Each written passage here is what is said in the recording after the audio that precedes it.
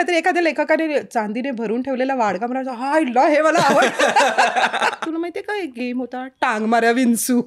अरे जिम बिमची गरजच नव्हती, हे इतकं खेळायचो आम्ही. मैं करू भी तो क्या, मुझे कयामत से पहले मौत भी नहीं आती वगैरे असं करून आणि लोकांनी टाळ्या वाजवल्या. रे आयुष्यात आपल्याला आलेली पहिली टाळी. आपण आणि कितीही म्हटलं ना की नाटकात तुम्ही स्विच ऑन स्विच ऑफ करा, तरी ते नाही होत. घरातलं सगळं वहिनींनी ठरवलं नाही का, वहिनी सांगणार तसं करायचे मी. मला नव्हती काही पोझिशन. हा अगदी तिचं छोटंसं बंड आहे. आणि त्याच्यानंतर ऑडियन्समधून मला एक दिवस ऐकू आलं, बरोबर आहे. सी हे बरोबर आहे. माझ्यासाठीची 2 वाक्य एखाद्या समोरच्या बाईसाठी अख्खं लाईफ होती. खरं गोष्ट तशी गमतीचीच्या प्रयोगाला एक आजोबा आले होते. मला म्हणाले की माझ्या बायकोला सॉरी म्हणायचं राहिलं ग, ती गेली. आत्ता तुला बघून असं वाटलं की तिला फक्त सॉरी म्हणालं असतो ना तरी सगळं सॉल्व्ह झालं असतं. तर हे ना असं होतं की ज्या दिवशी आपण नाटकाचं पाकिट नाही भरू शकणार एकाही माणसाचं, त्या दिवशी नाटक थांबवायचं. मी जेव्हा म्हणते ना, नाही खरं तर त्या काळोख्या रात्री आजूबाजूला कुणीच नव्हतं. सी प्रत्येकाची काळोखी रात्र वेगळी असते आणि नाटक तुम्हाला ना हे सगळं करायला भाग पाडतं. नाटकाचा प्रेक्षक हा एका एजमध्ये अडकलाय की एक 40 पासून एक 70-80 पर्यंतचा ऑडियन्स आहे. तो यंग मुलं येत नाहीयेत नाटक बघायला. तर मला असं वाटतं आम्ही त्यांची भाषा बोलत नाही आहोत. नाटक जर जिवंत ठेवायचं असेल तर उत्तम ऍक्टर, लेखक, दिग्दर्शक, नेपथ्यकार, प्रकाश योजनाकार ह्या लोकांबरोबरच ना उत्तम प्रेक्षकही निर्माण झाला पाहिजे. माझ्याकडे उत्तम उत्तम बालनाट्य बघायला माझे आई बाबा मला घेऊन जायचे. मी ते बघत बघत लहानाची मोठी झाले आणि मला आवड लागली. प्रत्येकाने येऊन स्टेजवर परफॉर्म करा असं नाही, पण तो प्रेक्षक उत्तम तयार करणं हे सुद्धा गरजेचं आहे. नमस्कार मंडळी, वायफळच्या नव्या कोऱ्या भागामध्ये मी सुयोग आणि प्राची तुमचं स्वागत करत आहोत. आजच्या भागामध्ये आपल्याबरोबर गप्पा मारायला आलेल्या आहेत लीना भागवत. त्यांच्याबरोबर जबरदस्त मस्त अशा आपण गप्पा मारलेल्या आहेत. ऑफकोर्स त्याच्यामध्ये नॉस्टॅल्जिया आला, लहानपणीच्या आपल्याला रिलेटेबल वाटणाऱ्या सगळ्या गोष्टी आल्याच, पण त्याचबरोबर नाटक या विषयावर आम्ही खूपच मनमुराद आणि सुंदर गप्पा मारलेल्या आहेत. नाटक कसं केलं जातं, त्याच्यामागे काय काय गोष्टी असतात, किती लोक एकत्र येतात हे सगळं होण्यासाठी, आणि प्रत्येक प्रयोगात कसं त्याचा जिवंतपणा असतो हे बोललेलोच आहे. पण त्याच्याबरोबर त्याचा एक दुसरा पैलू आहे, ते म्हणजे प्रेक्षक, म्हणजे आपण सगळे. तर ह्याच्याबद्दलही खूपच महत्त्वपूर्ण असं संभाषण आमचं झालेलं आहे. थ्रू आउट द एपिसोड आम्हाला खूप मजा आलेली, खूप नवीन नवीन गोष्टी शिकायला मिळालेल्या आहेत आणि बऱ्याचशा मुवमेंट्स अशा होत्या जिथे आमच्या अंगावर लिटरली काटा आला होता. सो हा भाग तुम्हाला नक्कीच आवडणार आहे. तो चालू करण्यापूर्वी पटकन महत्त्वाच्या गोष्टी. वायफळला तुम्ही सबस्क्राईब केलं नसेल तर सबस्क्राईब करून टाका. 72.6% लोक जी आहेत ती वायफळचा कॉन्टेंट नित्यनेमाने बघत आलेली आहेत, पण त्यांनी सबस्क्राईब केलेलं नाही आहे. त्यामुळे जर का चुकून तुम्ही त्या 72.6 मध्ये असाल तर निसंकोचपणे खालती जा आणि सबस्क्राईबचं बटन दाबा. त्याच्या बाजूला बेल आयकन आहे तेही दाबा. सो आम्ही जो मस्तपैकी फ्रेश कॉन्टेंट तुमच्यासाठी बनवत असतो तो तुमच्यापर्यंत अबाधितरित्या येत राहील. त्यामुळे लगेच सबस्क्राईब करा, लगेच बेल आयकन दाबून टाका आणि लवकरात लवकर आपण तो पर्सेंटेज जितका कमी करता येईल तेवढा कमी करून टाकूया. त्याचबरोबर वायफळ पत्रव्यवहाराचा तुम्ही जर का भाग झालेला नसाल तर त्याची ही लिंक डिस्क्रिप्शनमध्ये, तिकडे जाऊन रुजू व्हा. म्हणजे मराठीत आम्ही जी काही पत्र लिहित असतो तुम्हाला ती तुमच्या ईमेलमध्ये येत राहतील. आणि तिसरी गोष्ट म्हणजे वायफळ स्पेशल सुतारफेणी नावाचा आपला कार्यक्रम वेगवेगळ्या गावात व्हायला लागलेला आहे, तर त्याची ही लिंक डिस्क्रिप्शनमध्ये आहे. तर तिकडे जाऊन तुम्ही होऊ घातलेल्या कार्यक्रमांची तिकीटही बुक करू शकता. एवढं बोलतो आणि सुरुवात करतो आजच्या या वायफळ गप्पांची with none other than Leena Bhagwat. Let's go. Leena ताई, वायफळवर स्वागत आहे. थँक्यू. कसं वाटतंय? छान वाटतंय, खूप छान वाटतंय. वायफळ बोलायला मिळत नाही कधी. आज बोलायला मिळणार आहे म्हणून छान वाटतंय. नाईस. सकाळ साधारण लवकर उठायला आवडतं की कसं, म्हणजे उठायची वेळ काय असते तुमची रेग्युलरली? जर काही काम असेल, शूटिंग आहे, प्रयोग आहे, बाहेर जायचं असेल तर अगदी व्यवस्थित वेळेत उठून वेळेत तयार होऊन मी निघते. आणि जर काही काम नसेल आणि मला उठवलं नाहीत तर मी स्वतःहून उठायची जबाबदारी अजिबात घेत नाही. मग मी 8:30, 8:45 कशीही उठते. पण आज नाही, आज मी उठले आणि म्हणजे ना रीतीप्रमाणे सगळं झालं की आपल्याला जेव्हा जायचंय तेव्हा बाई येत नाही वगैरे असं सगळं असं सगळं माझ्या बाबतीत घडलं. त्यामुळे मग आपलाच चहा करून घ्या, आपलाच नाश्ता करा, घरी जी माणसं आहेत त्यांच्यासाठी काहीतरी करून ठेवा, असं करून मी निघाले. आणि मॉर्निंग रुटीन कसं असतं तुमचं सकाळी? युजली शांत दिवस असेल तेव्हा? शांत दिवस असेल तेव्हा नॉर्मल उठून अन्निकं आवरली की मग काहीतरी लिहिते, काहीतरी वाचते. जर घरात माझ्याकडे सकाळी स्वयंपाकाला बाई असते, त्यामुळे ती जर आली तर मग काही टेन्शनच नसतं. तिला तिचं काम सांगितलं की मला माझा वेळ मिळतो. मला एखादी जरी कपड्याची घडी इकडची तिकडे झाली असेल ना तरी अख्खं कपाट लावते मी. मला ते चालत नाही. त्यामुळे मग स्वतःचं कपाट लावणे, जे सगळे दागदागिने इकडे तिकडे पडलेले असतात आर्टिफिशियल, आपण खूप काय काय वापरतो कानातलं गळ्यातलं, ते परत तिथल्या तिथे ठेवून देणे, ह्याच्यात वेळ जातो. खूप दिवसाची अडलेली बँकेची कामं असतात, आपल्याला अचानक आठवतात की अरे आत्तापर्यंत ओळखीवर फोन बिन करून जरा हे करा ना ते करा ना करतोय, तर ते तिथे जाणे, असं सगळं करते मी. जेव्हा शूटिंग असतं तेव्हा काही म्हणजे इलाजच नसतो, तेव्हा पळापळच असते. पण मी घरी असते तेव्हा मग थोडंसं काहीतरी लिहिते. म्हणजे काय स्वांत सुखाय. नाटक लिहून झालंय, 2 नाटकं लिहून झाली आहेत आणि भडास काढते मी ना. FB वर ते पोस्ट बिस्ट मला नाही जमत, नाही जरा मी तिथे नाही लिहित, पण मी कागदावर अगदी निगुतीने लिहून काढते माझी जी काही म्हणणी असतात ती. एकतर ती माझ्यापुरती असतात.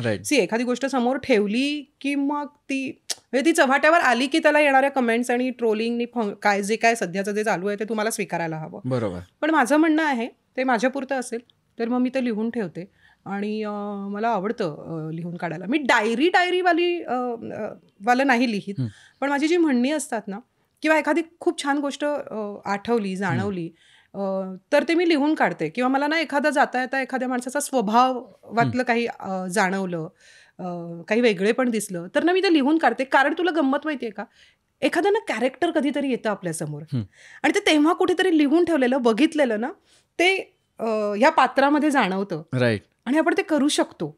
बरोबर.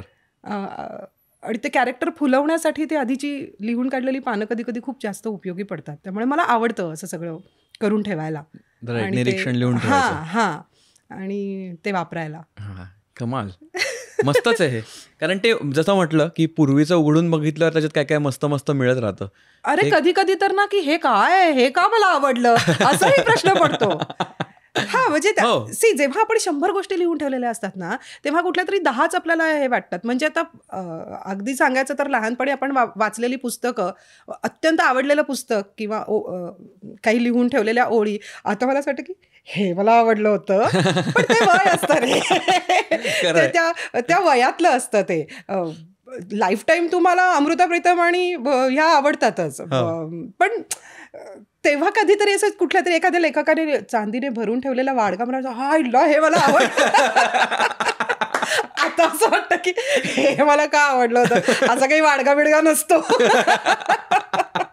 आपण आता जगतोय ते फार वेगळं, पण त्यावेळी ते खूप आवडलेलं असतं रे, खूप आवडलेलं असतं. म्हणजे जग करतं म्हणून ते पिंपळाचं काही त्याला जाळी बिळी पडत नाही, पण मी ते ठेवलेलं मला पिंपळाचं पान ते मला आठवतंय. असं ते वहीत असायचं एक पिंपळाचं पान. काही माझ्या पिंपळा बघ, पण त्याच्यावर नव्हताच माझ्या पिंपळाच्या पानाला कधीच जाळी पडली नाही. सुरांची गंमत असते ती, बाकी काही नसतं. क्या बात आहे. मला झोन पकडलेला आहे आपण एक. मला पानफुटी आठवते. आम्हाला सायन्स मध्ये होतं ते पानालाच दुसरं पान येतं, मग ते आम्ही वहीच्या पानात ते पान ठेवायचो. कधी येते पानफुटी. इव्हन तुला माहितीये का असं एक चंदेरी केस, अगं चंदेरी नाही, तो पिकायला लागला. पण असं खूप असायचं. अरे वहीच्या पानांमध्ये खूप असायचं. आता पुढे जाऊन नंतर मग त्याची आपण कविता करायला लागलो, पण ते असं काही नसतं. मोराची पिसं वगैरे. नंतर साळींदरचं ते एक मध्येच कोणतरी घेऊन यायचं. मला काय मुंबईत कधी काही साळींदर वगैरे काही सापडलं नाही मला पण नाही सापडलं. पण जे असेल ते म्हणजे गुलाबाच्या फुलाची पाकळी किंवा पिंपळाचं पान असायचं. इव्हन तुला माहितीये का कॅडबरीचा कागद, त्याला असं अंगठ्याने करायचं आणि तो एकदम सरळ करायचा आणि तोही वहीत ठेवलेला आहे, तो गोल्डनवाला.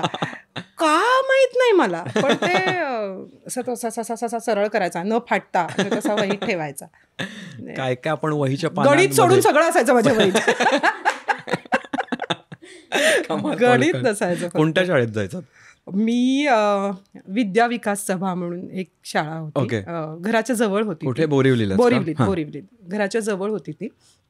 माझी बहीण, मोठी बहीण गोखले हायस्कूलमध्ये जायची, जी घरापासून थोडी लांब होती, आणि तेव्हा आम्ही तिथे राहायचो जवळ.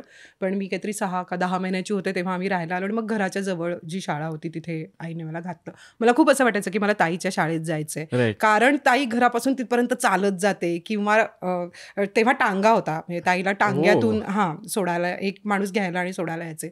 तर मला असं वाटायचं की मला काय टांग्यातून वगैरे मला असं नाही. पण नाही, मला ती घराच्या आणि इतकी जवळ होती ना की शाळेत टन बेल वाजली ना की मी घरातून निघायचे, म्हणजे मुलींची रांग संपता मी पोचायचे, इतकी जवळ होती.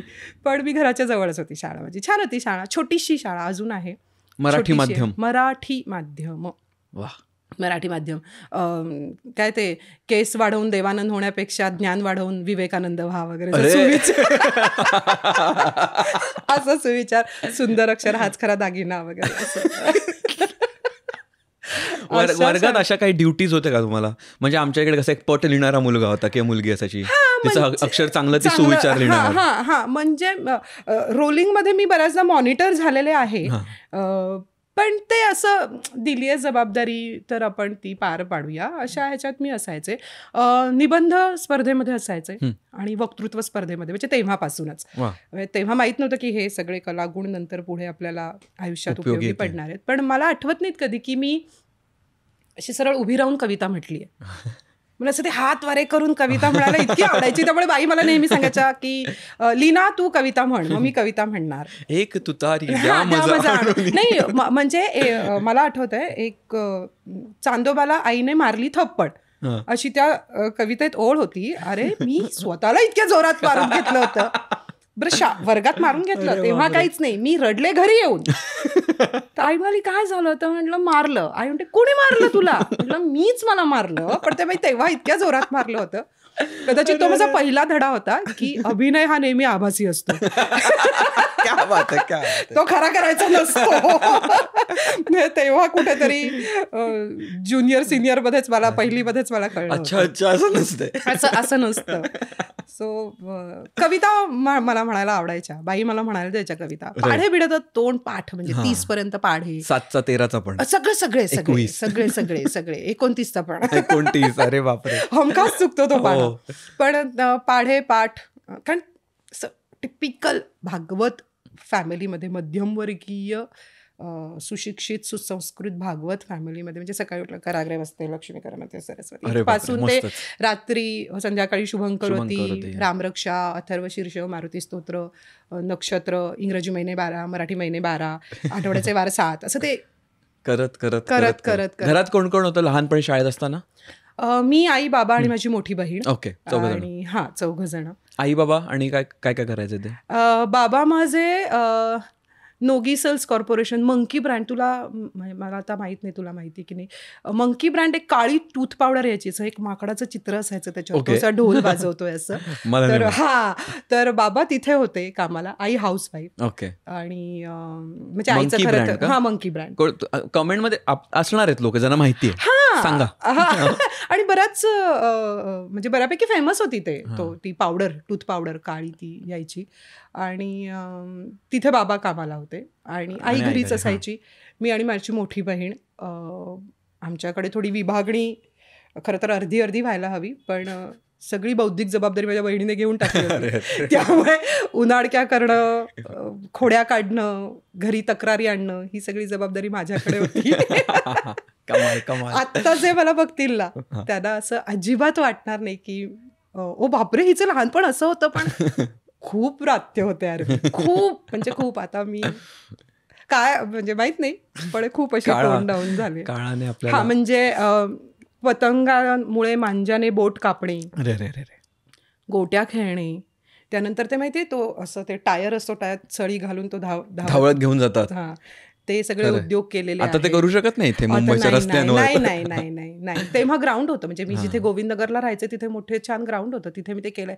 किंवा ते माहितीये सिमेंटचा एक असा मोठा तो असा रोलर असतो, त्याच्यावर उभं राहून असं पायाने पुढे जायचं असतं.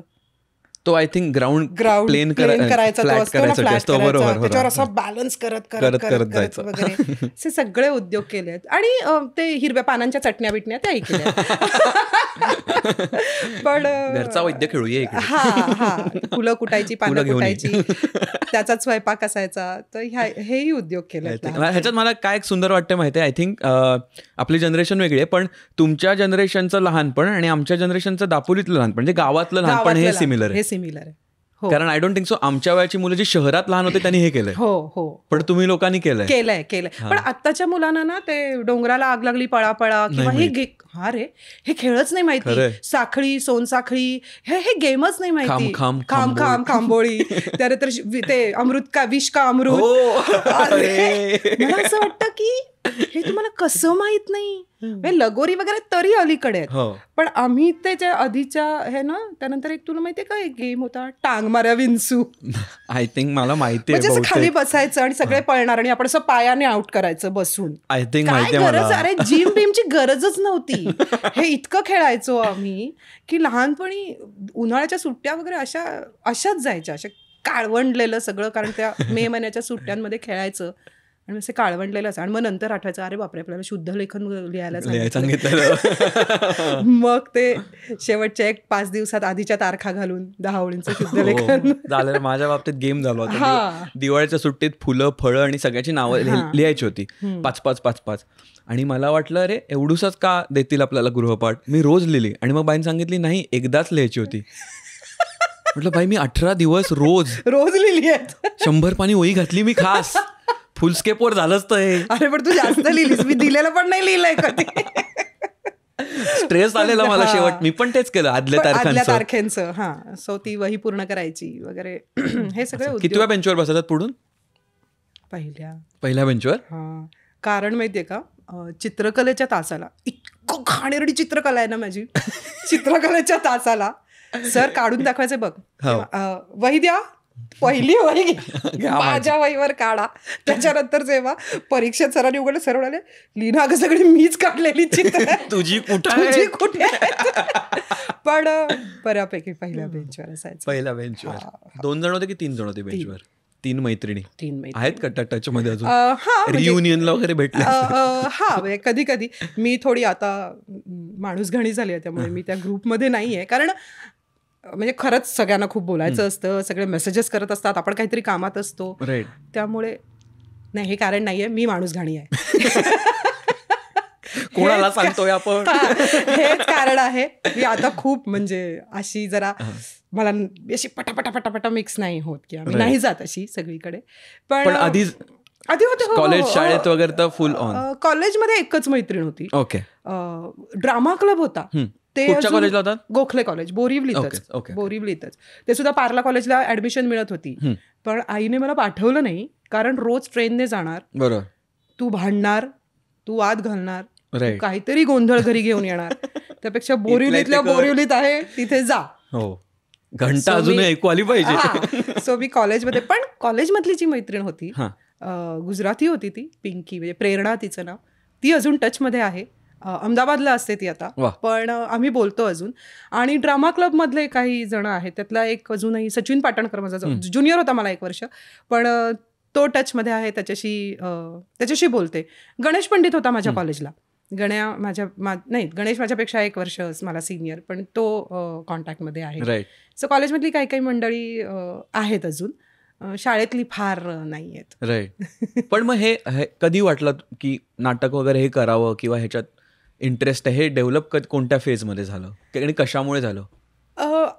असं ना कधी मी ठरवून नाही केलं, पण मी तुला म्हटलं ना, शाळेत मी कविता म्हणायची किंवा ना फुल केले आहे गुलशन नावाचा कार्यक्रम व्हायचा लहानपणी. तबस्सुमची इंटरव्ह्यू घ्यायच्या, खूप सुंदर इंटरव्ह्यूज असायचे आणि टीव्हीवर मोजकेच कार्यक्रम असायचे.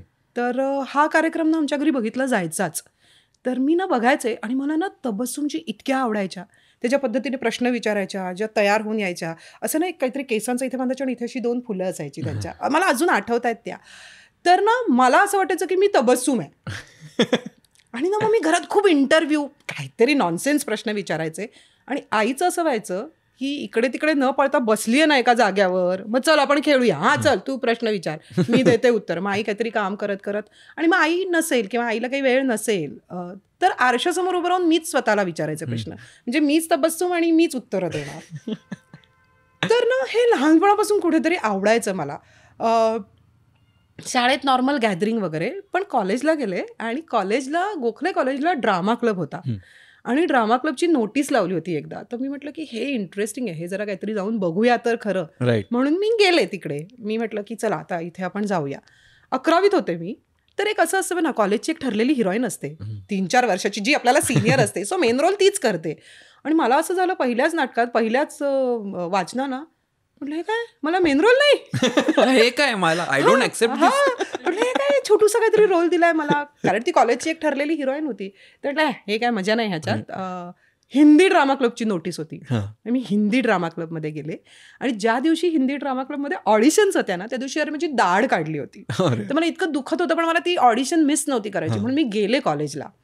तर अरुण रंजनकर म्हणून ते एक होते सर, आणि ते ऑडिशन्स घेत होते आणि म्हणे की आइए आप आइए. तर मी गेले. अच्छा आप क्या कर सकते हो. म्हटलं चिल्ला सकती हूँ. दुखत होतं रे खूप. ते म्हणाले चिल्लाइए, आणि मी अशी मस्त चिल्ले ना, काय चिल्ले ना मी इतक्या जोरात अशी ओरडले. आणि ते म्हणाले फर्स्ट क्लास. आणि त्या वर्षी त्यांनी जी एकांकिका आणली होती ती हिंदू मुसलमान दंगलीवरची होती, की दंगलीमध्ये मरते फक्त इन्सानियत, असं मेसेज. डायरेक्ट मेन रोल इन्सानियत मिळाला मला. दाढीची कमाल.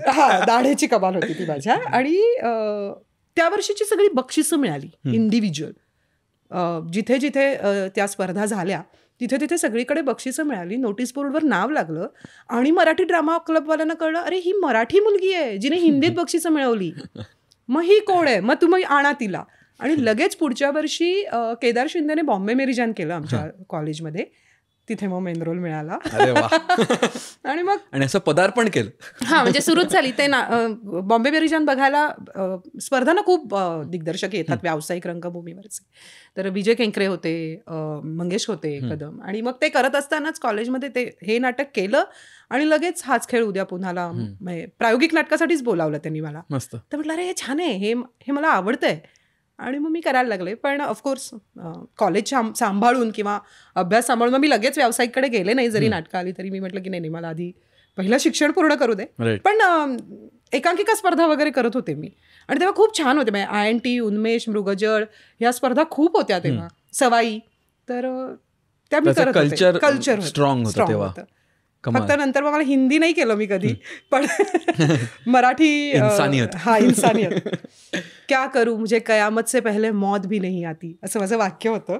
आणि मला असं खाली पडायचं होतं आणि मी अशी ते वाक्य म्हणाले स्पर्धेमध्ये. आणि क्या करू, मैं करू भी तो क्या मुझे कयामत से पहले मौत भी नहीं आती वगैरे असं करून. आणि लोकांनी टाळ्या वाजवल्या रे. आयुष्यात आपल्याला आलेली पहिली टाळी. तर मला असं खूप वाटलं की मी अशी झोपले ना, तर मी थोडं बघू का, कारण लोक माझ्यासाठी टाळ्या वाजवत आहेत. तर नाही बघितलं मी.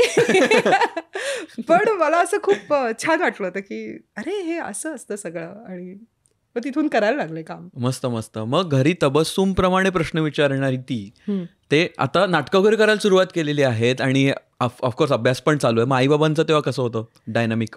बाबांचं काही म्हणणं नव्हतं. म्हणजे तू करतेस तू कर. आई थोडी स्ट्रिक्ट होती की नाही, आधी अभ्यास पूर्ण कर. पण माझी मोठी बहीण तिने खूप सपोर्ट केलं मला. म्हणजे खरं तर ती सायन्सवाली होती आणि मी आर्ट्सला होते. पण ती स्वतःचा अभ्यास संपवून, कारण मी मग एकांकिका स्पर्धा, मग त्याच्या प्रॅक्टिस, मग इकडे जा तिकडे जा इथे असायचे. तर ती बिचारी माझी आधी पुस्तकं वाचून ठेवायची आणि मग ती मला आल्यावर शिकवायची. ती म्हणते की नाही हे तू पूर्ण कर, तू हे कर साईड बाय साईड, माझं काही म्हणणं नाहीये, पण आधी अभ्यास. मला आठवतं एकदा सायकोचा पेपर होता, सायकोलॉजीचा पेपर होता आणि काही अभ्यास झाला नव्हता माझा. तर मी खूप बाबांना पटवलं, बाबा 1 KT, बाबा फक्त 1, माझा फक्त हा अभ्यास झाला नाहीये. KT म्हणजे नापास नसतं, म्हणजे मी तो देऊ शकते वगैरे. आणि हे सगळं ताईने ऐकून घेतलं. मी जाऊन माझी स्पर्धा करून आले आणि दुसऱ्या दिवशी पेपर. आणि मी रात्री काहीतरी 11-11:30 आले. ताई म्हणाली की झालं तुझं? हो. कसं झालं ताई? मला अवॉर्ड मिळालं. Very good. उद्या पेपर आहे ना? हो. अभ्यासाला बस. नाही मी बाबांना सांगितलंय. नाही, अभ्यासाला बस. तिने रात्री 11:30 वाजता ती माझ्याबरोबर बसली. तिने मला सगळं शिकवलं. काहीतरी 3:30-4:45 पर्यंत आम्ही अभ्यास करत होतो आणि मी सायकोचा पेपर दिला. अरे मी सेकंड आले. अरे क्या बात, पण कमाल. त्याचं सगळं क्रेडिट माझ्या ताईला आहे, कारण तिने माझा अभ्यास घेतला. ती म्हणते की नाही नाही नाही, मला हे चालणारच नाही. मी जसं तुला नाटकात काम कर म्हणून सपोर्ट करते, तसं तू अभ्यासही केला पाहिजेस आणि ग्रॅज्युएशनही कम्प्लीट केलं पाहिजेस. त्यामुळे मग माझे शिक्षकांनी पण मला सपोर्ट केला, कारण कॉलेजला बक्षिसं मिळत होती. आमचे प्रिन्सिपल डॉक्टर गुजराथी, ते नाही आहेत आता, पण त्यांनी खूप सपोर्ट केला, खूप सपोर्ट केला. गद्रे मॅडम आमच्या पॉलिटिक्स शिकवायच्या, त्यांनी खूप सपोर्ट केला. आणि म्हणजे त्यांचं असं म्हणणं होतं की तू बाहेर जातेयस, तू स्पर्धा करतेयस, तू बक्षीस आणतेयस, पण अभ्यास पण कर. म्हणजे मला माझ्यासाठी टीचर रूम कधीही मोकळी होती, की हे येत नाहीये, हे आठवत नाहीये. कॉलेजमधला ऑफिस स्टाफ असतो बघ, 100% एखादा फॉर्म बिम भरायचा असतो आणि आपल्याला राहतच, एक प्रोजेक्ट सबमिट करायचं असतं, डेडलाईन उलटून पुढची डेडलाईन येते. पण मला बऱ्यापैकी कॉलेजने खूप सपोर्ट केलं मला, आणि त्यामुळे अभ्यासही करू शकले आणि नाटकही करू शकले. कमाल. किती महत्वाची असतात नाही अशी माणसं. खूप असतात, खूप असतात. कारण बरेचदा असं पण होतं की ही माणसं एखाद्या क्षेत्रात, म्हणजे ती आपण पुढे जाऊन ज्या क्षेत्रात काम करतो तिथे ती ह्याला नसतात, म्हणजे तिथे एक्सपर्ट नसतात, पण हे छोट्या छोट्या गोष्टींमध्ये ते मदत करतात. ते किती लॉंग वे जातं पुढे. कॉलेजमध्ये ना स्पोर्ट्ससाठी एक डिपार्टमेंट होतं आणि आमचं ड्रामा क्लबचं होतं, आणि कॉलेज नवीन नवीन बांधलं होतं, तर एकच हॉल होता मोठा, आणि तिथे सगळे प्रॅक्टिस करत होते. आणि मी गेले आणि म्हटलं की आम्हाला आमच्या नाटकाची रिहर्सल करायची. तर ते म्हणाले की नाही नाही, वो इधर नाही, अभी इधर तुम बाहर करो, हमको इधर प्रॅक्टिस करने का ये. आणि मी खूप वाद घातले त्यांच्याशी. आणि नंतर सरांकडे गेले, प्रिन्सिपलपर्यंत गेले. मग त्यांनी नोटीस काढली, मग अर्धा वेळ तुम्ही वापरा, अर्धा वेळ ते वापरतील, असं करत करत करत शेवटी आमचा प्रयोग झाला. आणि तेव्हा मला असं कळलं की बाकीची कॉलेजेस ना खूप मुलं घेऊन येतात आणि मग ते एका वाक्याला टाळ्या वाजवायच्या, शिट्ट्या वाजवायच्या, सपोर्ट करत असतात. म्हटलं अरे आपल्याकडे हे काहीच नसतं. मी परत त्या स्पोर्ट्सवाल्या मुलांकडे गेले आणि मी म्हटलं की हे बघा, आपण असं भांडतोय ना, त्यापेक्षा तुम्ही आम्हाला सपोर्ट करायला या ना, तुम्ही आमच्या वाक्या. अच्छा अच्छा, फिर तू आप जे तर बोले की उधर टाली बजानी के. अरे असं नाही करायचं, पण तुम्ही या आमच्या बरोबर, तुम्हाला कळलं पाहिजे आम्ही काय करतोय. ती स्पोर्ट्सवाली मुलं नंतर बघायला यायची, मग त्यांना कळलं आम्ही काय करतोय. मग ते कधीतरी अगदीच उद्या प्रयोग असेल तर अच्छा आज मग आम्ही खेळत नाही, आज तुम्ही प्रॅक्टिस करा, असं करून सपोर्ट करायची.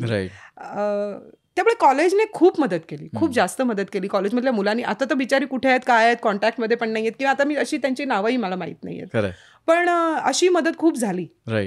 कमाल, मस्त ना. आणि अशी सुरुवात झाली, तिथून एक झोन पकडला गेला. संधी येत जातील तसं पुढे पुढे बिल्ड होत गेलं की कसं ऍक्टिव्हली अप्रोच होता काय? मी आधीच ग्रॅज्युएशन कंप्लीट करायच्या आधीच मी काम करायला लागले. मी ना कॉलेजमध्ये कधी अटेंडन्स नाही बुडवलंय, म्हणजे कधी माझ्या अटेंडन्समुळे घरात काही कंप्लेंट येत आहेत किंवा इव्हन कॉलेजमध्ये मला काही हे होतंय असं नाही केलं. पण मी जेव्हा करत होते ना, तेव्हा मी म्हटलं ना, जसं की माझी स्पर्धा चालू होती आणि तेव्हाच इथे विजय केंकरे आले होते बघायला, किंवा प्रदीप मामा होता, प्रदीप मुळे होते बघायला, मंगेश होते. आणि तेव्हाच ना गोवा हिंदू असोसिएशन प्रायोगिकला एक नाटक करत होतं, हाच खेळ उद्या पुन्हा. रंगा गोडबोलेंनी लिहिलं होतं आणि धनंजय गोरे डिरेक्ट करत होते. तर अरे ती कॉलेजमध्ये ती एक गोखले कॉलेजची एक मुलगी आहे, जिला अवॉर्ड मिळालं, ती बघा, ती करेल का, असं करून मी काम केलं तिथे. तर माझं मला वाटतं मी 12वीला 13वीला वगैरे असेल, आणि मी तिथे पहिल्यांदा प्रायोगिकला काम केलं. खरं तर व्यावसायिकला आधी नाही गेले, प्रायोगिक आधी केलं, आणि मग तिथून सुरू झालं माझं काम करणं. आणि त्याच दरम्याने मग इतर काही व्यावसायिकला रिप्लेसमेंटची नाटकं केली. आणि ते करत असताना मग म्हटलं की नाही, मला रिप्लेसमेंट आता नको, त्यापेक्षा मी अभ्यास करेन. आणि ग्रॅज्युएशन कम्प्लीट व्हायच्या आधी मंगेश अधांतर नावाचं नाटक करत होते, जे माझ्यासाठी खूप मोठं नाटक आहे, माझं पहिलं नाटक. आणि तेव्हा त्यांनी मला बोलावून घेतलं, कारण आधी आम्ही काम केलेलं होतं हाच खेळ उद्या पुन्हामध्ये, की मी अधांतर म्हणून एक नाटक करतोय गिरणी कामगारांच्या जीवनावरचं, तर तू काम करशील का. तर म्हटलं की मी करेन, पण कधी करताय तुम्ही, कारण आता अगदी फायनल एक्झामचा काळ आहे. तर म्हणे नाही, तुझ्या परीक्षा होऊ देत, मग आपली नंतरच सुरू होईल रिहर्सल वगैरे. तर म्हटलं की बरं. आणि मग मी अधांतर केलं, जिथे मला कळलं की हे आपल्याला वाटतंय किंवा आपल्याला दिसतंय तितकं सोपं आणि सहज क्षेत्र नाही आहे, ते खूप खोल आहे, ते इतकं वरवरचं नाही आहे. माझ्या नशिबाने ना मला प्रवासात ह्या सगळ्या खूप चांगली माणसं, म्हणजे आता माझं पहिलंच नाटक बघ ना, रंगा गोडबोले, धनंजय गोरे, हेमू काका, हेमू अधिकारी, म्हणजे माझं वय तेव्हा 19 वगैरे असेल, आणि हेमू काका साधारण 68-70 वयाचे माझे हिरो होते ते त्या नाटकात. तर पहिलंच नाटक मी ह्या माणसांबरोबर केलं. किंवा तिथे ना खूप जण यायचे, म्हणजे तिथे अजित भुरे यायचे तालमींना, किंवा अतुल यायचा परचुरे, किंवा खूप मोठी मोठी माणसं यायची. प्रदीप मामा असायचा, प्रदीप मामाने कॉस्ट्युम आणि हे केलं होतं. इतकं शिकायला मिळालं ना की पहिल्याच नाटकात तुम्ही मंगेश कदम, हेमू अधिकारी ह्या माणसांबरोबर काम करताय, तर एखाद्या गोष्टीकडे बघायचा तुमचा दृष्टिकोनच बदलतो. तुम्ही नकळत खूप शिकत जाता, खूप चांगले संस्कार होतात. किंवा पहिलंच नाटक गोवा हिंदू असोसिएशनचं जेव्हा तुम्ही करताना तेव्हा खूप मजा येते. आणि अधांतर करत असताना तर बाप रे, म्हणजे असे इन्स्टिट्यूशन्स होत्या आजूबाजूला. म्हणजे जयंत पवारांनी लिहिलं होतं नाटक, मंगेश डिरेक्ट करत होते, ज्योती सुभाष, राजन भिसे, भरत जाधव, संजय नार्वेकर, अनिल गवस, आशिष पवार, असं कास्टिंग. आणि खूप मजा आली, खूप. फक्त झालं असं की मी अगदी लीना भागवत, आणि माझा पहिला रोल होता मंजू धुरी. मला धुरी ही बॅकग्राऊंडच माहीत नाही. मला गिरणगाव म्हणजे माझा आजोळ, खरं म्हणजे माझा मामा परळला राहायचा, पण ना तेही गोळवलकर घर होतं रे. त्यामुळे ना मला ह्या सगळ्या गोष्टी माहीत नव्हत्या. आणि तालमी सुरू झाल्या, सगळं छान चालू होतं, आणि ना मला कळायचं की कुठेतरी ना मंगेश डिस्टर्ब आहेत, दिग्दर्शक डिस्टर्ब आहे, काहीतरी होतं. आणि एक दिवस मंगेशनी आणि जयंत पवारांनी मला बसवलं आणि सांगितलं की तू छान करतेयस, पण ना तू भाषा नाही पकडली आहेस अजून, मंजू धुरीची भाषा पकड. तर म्हटलं की म्हणजे, तर मंगेश म्हणाले होते, बरबटलेलं बोल, तू खूप स्पष्ट शुद्ध असं बोलतीयस, ही भाषा ती नाही आहे, गिरणगावाची भाषा पकड. आणि त्याच्यानंतर तुला सांगते, आमची रात्री 9 वाजेपर्यंत तालीम चालायची. तर 7:30 पावणे 8ला मठामधलं त्यांचं काम संपवून जयंत यायचे तालमीच्या इथे, आणि फक्त माझ्याबरोबर बसायचे स्क्रिप्ट घेऊन. स्क्रिप्टमध्ये नाटकातली पहिली ओळ माझी होती की मोहन उठ रे. तर मला म्हणायचे वाच बरं. मग मी म्हणायची मोहन उठ रे. मोहन नाही, मोअन. उठ नाही, उठ. असं ना एक एक अक्षर रे. आणि मला कळलं, हा बरोबर, मोहन उठ रे आणि मोहन उठ रे, फरक आहे. ह्यातली गंमत कळत गेली. म्हणजे मग नंतर कधी कधी माझ्याकडून चुकून काही स्पष्ट बोललं गेलं ना की मंगेश मला खालून फक्त भागवत म्हणजे मला कळायचं की ऍक्च्युली ते बीप आहे. बाकी सगळ्यांना ती मोकळेपणाने शिवी घातली जायची आणि मला ते भागवत असं म्हणायचंय. पण अधांतर केलं रे. आणि अधांतर आणि ती मंजू धुरी आणि तिचं मला आठवतं आम्ही कॉस्ट्यूम करत होतो. राजन भिसेनीच कॉस्ट्यूम केले होते नाटकाचे. आणि एंट्रीलाच ना मी अशी एक गाऊन घालून येते. तर मी साधारण बेबी पिंक, लेमन येलो वगैरे, हा घेऊया का आपण, हा घेऊया का. तर त्यांनी मला सांगितलं गप्प राहा. पण ना ते चढलं ना अंगावर, हिरवट पिवळ्या रंगाचा एक गाऊन आणि मजेंडा कलरचा पेटिकोट. मग ना मी म्हटलं की अच्छा, मग मी काय करते माहितीये का, मी ना तो असा खोचते, हा म्हणजे तो असा दिसेल. ते म्हणाले व्हेरी गुड, आता हे तू तुझं शोध, आता ती कशी असेल. पण बाप रे, इतकी घुसमट होती तिच्यात, इतकी की मी आत्तापर्यंत जगलेलं आयुष्य आणि त्याच वयाचं ह्या मंजूने जगलेलं, ती माझ्याच वयाची होती तेव्हा, ती 20-22 वर्षाचीच होती तेव्हा, पण तिचं आयुष्य ह्याच्यात जमीन आसमानाचा फरक होता. तेव्हा ना मला एखादी भूमिकेचा अभ्यास किंवा ती कशी समजून घ्यायची, काय करायची, हे ना माहीत नव्हतं. मला दिग्दर्शक सांगत होते आणि मी करत होते. पण आता जेव्हा मी वळून बघते ना, तेव्हा मला असं वाटतं की हे नाही का कळलं तुला माझ्यातलं, हे नाही का जाणवलं तुला माझ्यातलं. पण आता ते कळून काही उपयोगाचं नाही आहे. पण मी जे केलं की, पण त्याच्यापेक्षा कित्येक पटीने ती अजूनही आतमध्ये आहे. म्हणजे मला आठवतंय अधांतरमध्ये शेवटच्या सीन, सेकंड ॲक्टमध्ये कामच नाही आहे मला. सेकंड ॲक्टमध्ये एकदम शेवटी मी येते, जेव्हा माझा भाऊ नरू मला खेचत आणतो आणि ढकलतो आणि मारतो म्हणजे. तर ना त्याच्यानंतर जेव्हा बातमी येते की वाण्याचा मुलगा मेला आणि माझ्या भावाला अरेस्ट करून घेऊन गेले, ह्याच्यानंतर ना मंगेशने एक मला मुवमेंट दिली होती, अशी ह्या टोकापासून त्या टोकापर्यंत मी चालत जाते आणि टाहो फोडून रडते आणि खाली बसते. तर ना तेव्हा मी ती केली. अच्छा, हां, असं जायचंय आणि हे करायचंय. प्रयोगागणिक मला ना ते चालणं खूप जड व्हायला लागलं रे. कारण मला कळायला लागलं की बापरे, हे नुसतं चालणं नाही आहे, ही जी वाताहत आहे ना तिची, त्याने जड झाली आहे ती. तिच्याकडे पाऊल उचलून ती जाणार आहे कुठे आता. ती चालतीये म्हणजे ती कुठे चालली आहे, ती घरात नाही इथून तिथे जाते रे. त्याच्या पलीकडे खूप आहे काहीतरी, आणि त्याचं ती काय करणार आहे. आणि एकदा मी मंगेशला विचारलं होतं की ती का रडतीये. ती भावाला अरेस्ट झाली म्हणून नाही रडत आहे, तो वाण्याचा मुलगा ज्याच्यावरती अवलंबून होती, ज्याच्याबरोबर ती एका हॉटेलमध्ये होती म्हणून तिच्या भावाने तिला मारलंय, तोही मेला म्हणून नाही रडत आहे. ती खूप स्वार्थी आहे. तिला असं वाटतं की आता मी काय करू, सगळेच दरवाजे खुंटले आहेत. ते म्हणाले बरोबर आहे तुझं. सी त्याच्यानंतरचं तिचं जे रडणं होतं ना, ते इतकं वेगळं होतं. आणि तरीही सुयोग मला असं वाटतं की मी खूप म्हणजे ना, मी तिचा हात धरून तिच्याबरोबर फिरले, तिच्या आतमध्ये जाऊन तिच्याबरोबर फिरले असते तर मजा आली असती. पण कसं असतं की माझं पहिलं नाटक होतं, मला नव्हतं कळत हे काय कसं असतं, काय करायचं असतं. ऑफकोर्स माझ्या लेखक, दिग्दर्शक आणि माझा आजूबाजूचे जे को ॲक्टर्स होते त्यांनी खूप मदत केली होती मला ती मंजू समजून घेण्यासाठी. पण ह्यांना बायका खूप त्रास देतात. म्हणजे आता ही मंजू धुरी किंवा गोष्ट तशी गमतीची मधली वासंती दीक्षित किंवा वंदना नगरकर, के दिल अभी भरा नहीं मधली, आमने सामने मधली निलिमा आणि आत्ताची इवले से रोप मधली माई, ह्या खूप त्रास देतात रे. त्या वाटतात तितक्या साध्या नसतात त्या बरोबर. जर आपण आणि कितीही म्हटलं ना की नाटकात तुम्ही स्विच ऑन स्विच ऑफ करा तरी ते नाही होत. म्हणजे माझ्याकडून नाही होत. मला त्या जाणवत राहतात की आहेत त्या बरोबर आहेत. किंवा कधी कधी ना त्या निर्णय घ्यायला मदत करतात. लीना भागवतला जिथे जमत नाही ना तेव्हा ती विचार करते की आता वंदना नगरकर काय निर्णय घेईल, वासंती काय निर्णय घेईल. आत्ता तुम्ही तेवढ्या पुरत्या भूमिका करून मोकळे झालात तर त्याने काही अर्थ नाही राहत. पण त्या जेव्हा तुम्हाला अशा मदत करतात ना तेव्हा मला असं वाटतं की मी जे तुला मगाशी म्हटलं ना, मी माणूसगणी आहे, मी माणसांबरोबर फार राहत नाही किंवा मी त्यांच्याबरोबर नसते. तर मला असं वाटतं की नाही, ह्या माझ्या जास्त जवळच्या मैत्रिणी आहेत ज्या अजूनही माझ्या टचमध्ये आहेत. 96 साली केलेली मंजू माझ्याबरोबर आत्ताही आहे ना, तर ती माझी जास्त जवळची मैत्रीण आहे. राईट. जी उपयोगी पडते. काय वेगळाच दृष्टिकोन आहे हा खरंच तर.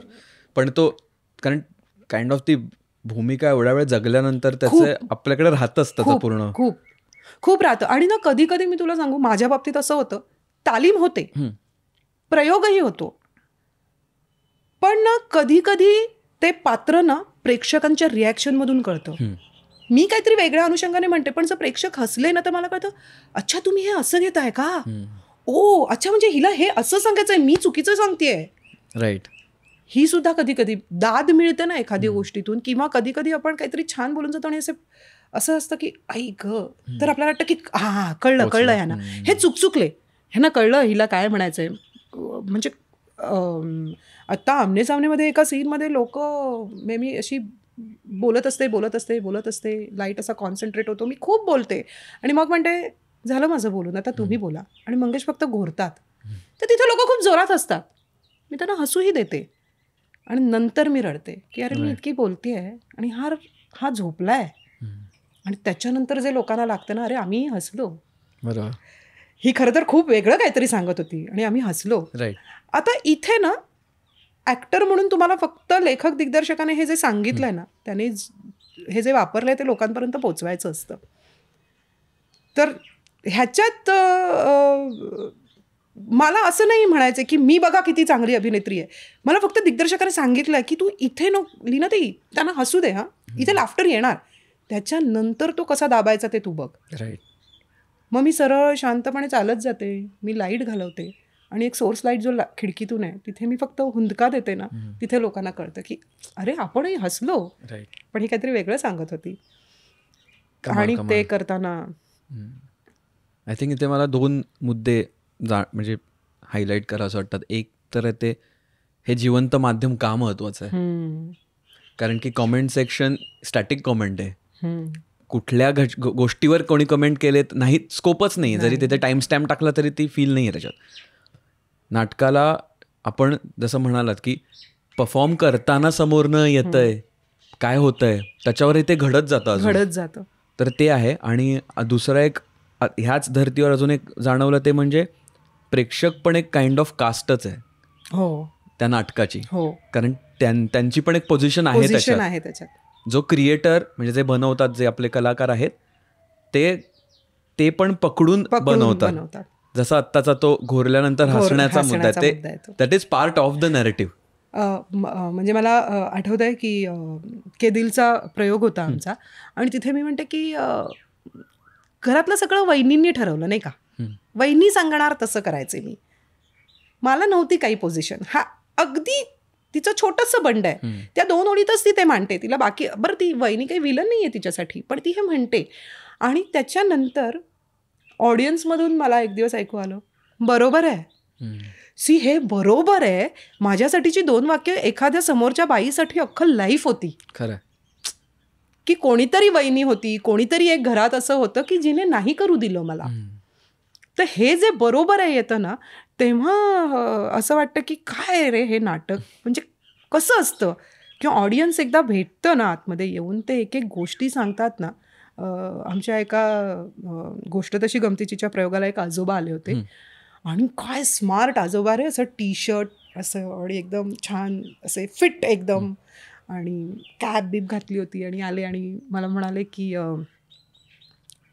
माझ्या बायकोला सॉरी म्हणायचं राहिलं ग, ती गेली. आत्ता तुला बघून असं वाटलं की तिला फक्त सॉरी म्हणालं असतो ना तरी सगळं सॉल्व्ह झालं असतं.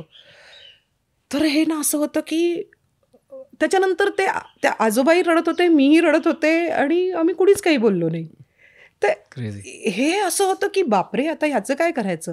किंवा पुण्याला बालगंधर्वच्या बुकिंग काउंटरवर जाऊन एक गजरेवाला विचारायचा गोष्ट तशी गमतीचीचा प्रयोग कधी आहे, तर सतत विचारायचा तो प्रयोग कधी आहे, तो प्रयोग कधी आहे. तर शेवटी एका दिवशी त्याने विचारलं बुकिंग, कशाला पाहिजे तुला रोज रोज. तर नाही हो, तेव्हा ना माझे सगळे गजरे विकले जातात. त्या नाटकाला बुकिंग असतं ना, तर माझे गजरे सगळे विकले जातात. आपल्या कलाकृतीवर आणखीन एक उपजीविका आहे, एक उदरनिर्वाह चालतोय. तुमची ना जबाबदारी खूप वाढते. आणि मग मी तुला सांगू, मग ना कुठल्याच प्रयोगाला ना केली 2 वाक्य, टाकली पाटी, हे नाही करू. ही कलेशी ही प्रतारणाच करू नये, करूच नये कोणी. एक तर मी माझी आवड म्हणून हे क्षेत्र निवडलं ना.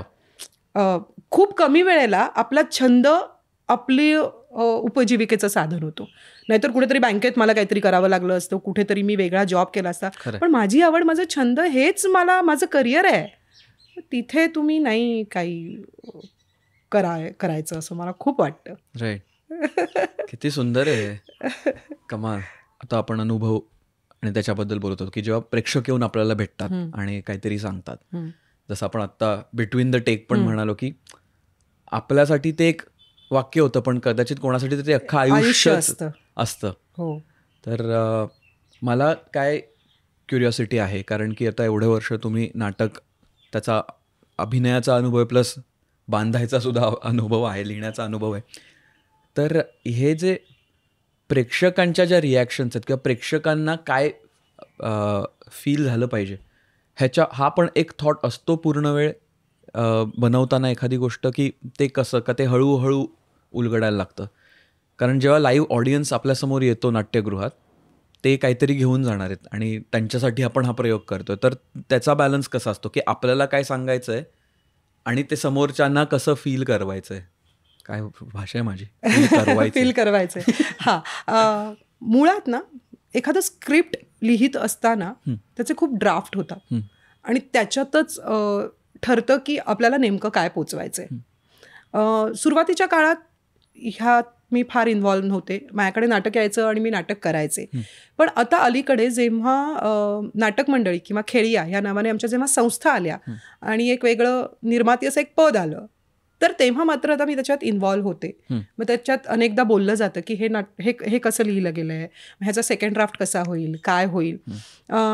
एखाद्यानं कधी कधी काय होतं की प्रेक्षकांना जे रुचतंय किंवा जे आवडतंय ह्याच्यामध्ये एक धोका असतो की तुम्ही टाईपकास्ट होताय का. तर आपल्याला तेही व्हायचं नसतं. पण त्याच वेळेला मला त्यांच्या मनाला काही मुरडही घालायची नसते. म्हणजे आता अगदी आधीच्या काळात मी वैशाली कॉटेजसारखं नाटक केलं ज्याच्यात मी एक सिगरेट लाईट करायचे. आता मी ॲक्टर म्हणून घाबरते का किंवा मला हे लोकांना द्यायचं नाही आहे का, तर नाही, मला करायला हरकत नाही. मला त्यांना धक्काही द्यायचा नाही. काय लीना भागवत तिकडे स्टेजवर सिगरेट ओढते, नाही. मग ह्याचा ना मध्य गाठावा लागतो की हे आत्ता फार गरजेचं आहे ह्या कॅरेक्टरसाठी. हे लोकांना कळणं फार महत्त्वाचं असतं. नाहीतर ना तुम्ही टाईपकास्ट होऊन जाता. तर मुळात स्क्रिप्ट बांधत असताना ह्या गोष्टी सगळ्या डिस्कस होतात. म्हणजे आणि माझ्या नशिबाने आमने सामने करत असताना नीरज शिरवाईकरने ते नाटक लिहिलंय. तर ना मला लेखकही असे मिळाले की ते ना चर्चेसाठी ओपन होते की हां हे असं होऊ शकतं, हां हे असं होऊ शकतं. म्हणजे आता त्याच्यात नाटकात आमने सामनेमध्ये माझी एंट्री थोडी लेट होती आणि मी नीरजला भांडून सांगत होते की नीरज ऐक ना, मला एंट्री दे ना. अगं लीना ताई थांब ना, मंगेश सरांना ओपन करू दे ना. म्हटलं नको, मला ओपन करू दे तू प्लीज, मी अशी तयार आहे पॅड बीड बांधून, तू ओपनिंगला मला पाठव. कारण मला जाऊ दे ऑडियन्स समोर. कारण त्या नाटकात म्हणणं काय आहे की सगळं हे दोन कपल आहेत, एक यंग कपल आहे, एक ओल्ड कपल आहे. म्हणजे आपल्यातल्या काही लोकांनी बघितलंही असेल ते नाटक, तर त्यांना माहितीही असेल. ज्यांनी बघितलं नाही आहे त्यांच्यासाठी की एक ओल्ड आधीचं जनरेशन आहे आणि एक आत्ताचं जनरेशन आहे आणि त्यांची काय म्हणणी आहेत. तर आमचं जे जनरेशन आहे त्याच्यात ती म्हणते की तुम्ही जे सांगाल ते, तुमचं जे म्हणणं असेल ते.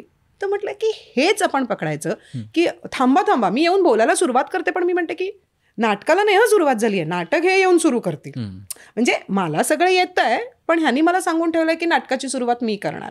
तर तुम्ही जरा मोबाईल बंद करता का, तुम्ही जरा असं करता का, बघा मी बोलतच राहिले, बरं मी पटकन ओळख करून देत्या, म्हणजे हे काय करून देणार नाहीत ना आपल्या आळवाची खाज आपल्याला माहिती. ह्याच्यात कळतं की सगळं हा करतो ते टिपिकल पद्धतीने, तोच येऊन बोलणार आणि मी नंतर कधीतरी येणार. म्हटलं ऐक ना नीरज, हा थॉट आहे त्याच्या मागे, म्हणून मला करू दे. म्हणाला हां लीना ताई, हे जरा फॉर्मॅट पण वेगळा होईल आणि हे जरा मज्जा येईल.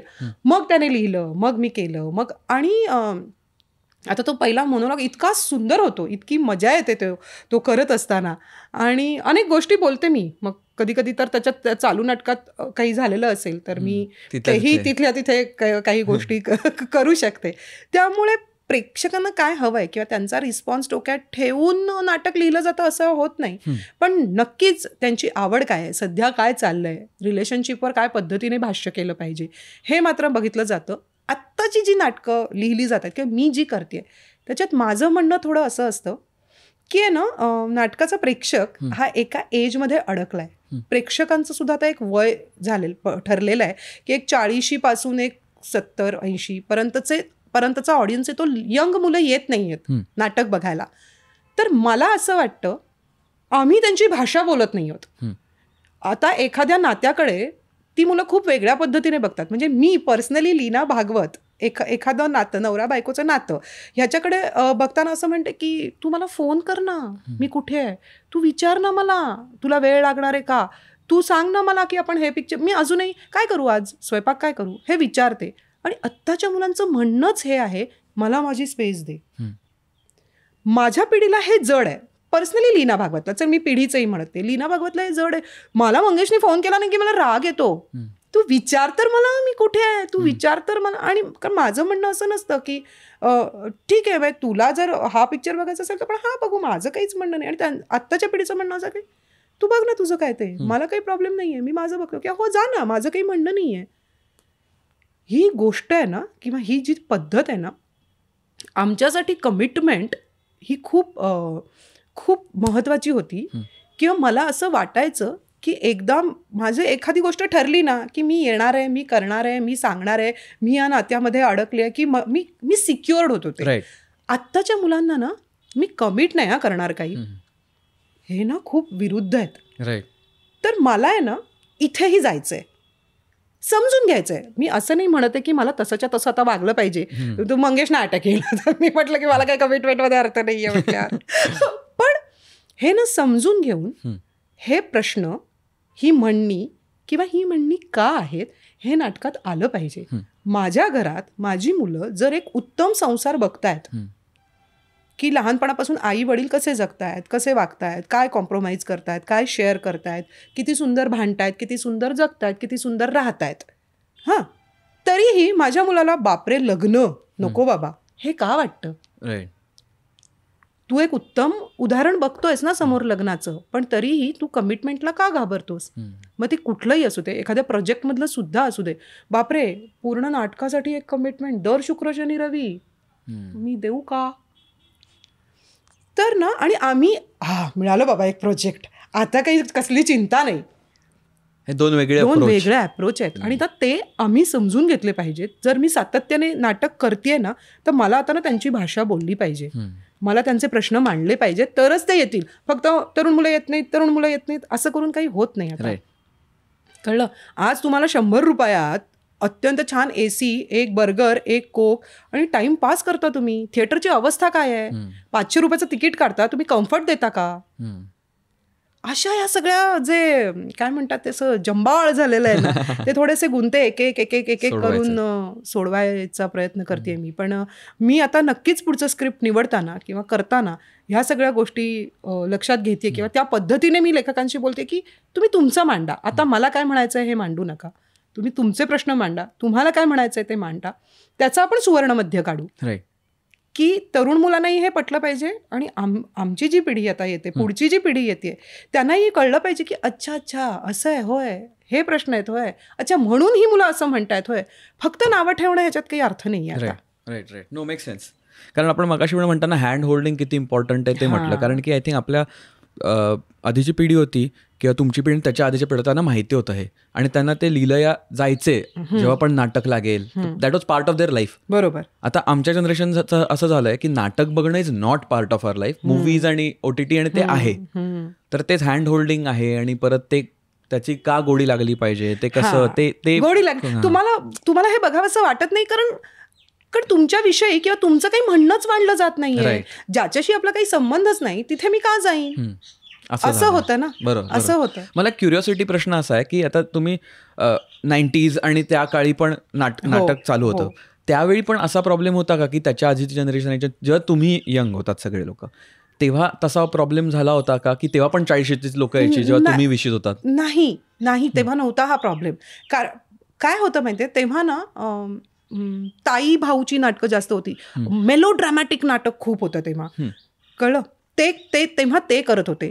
दुसरं मी एक सांगू का, पर्सनली लीना भागवत तेव्हा आहे ना बुकिंग किती आहे, कुठली माणसं येत आहेत काय ह्याच्यात नव्हती. मला हे आता कळायला लागलं की अरे हे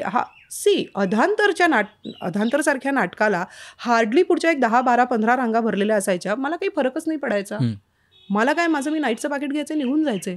ते नाटक कसं पोचवायचं, किती लोकांपर्यंत पोचवायचं ह्याच्याशी घेणं नसती देणं नसती. आता मला हे कळतंय.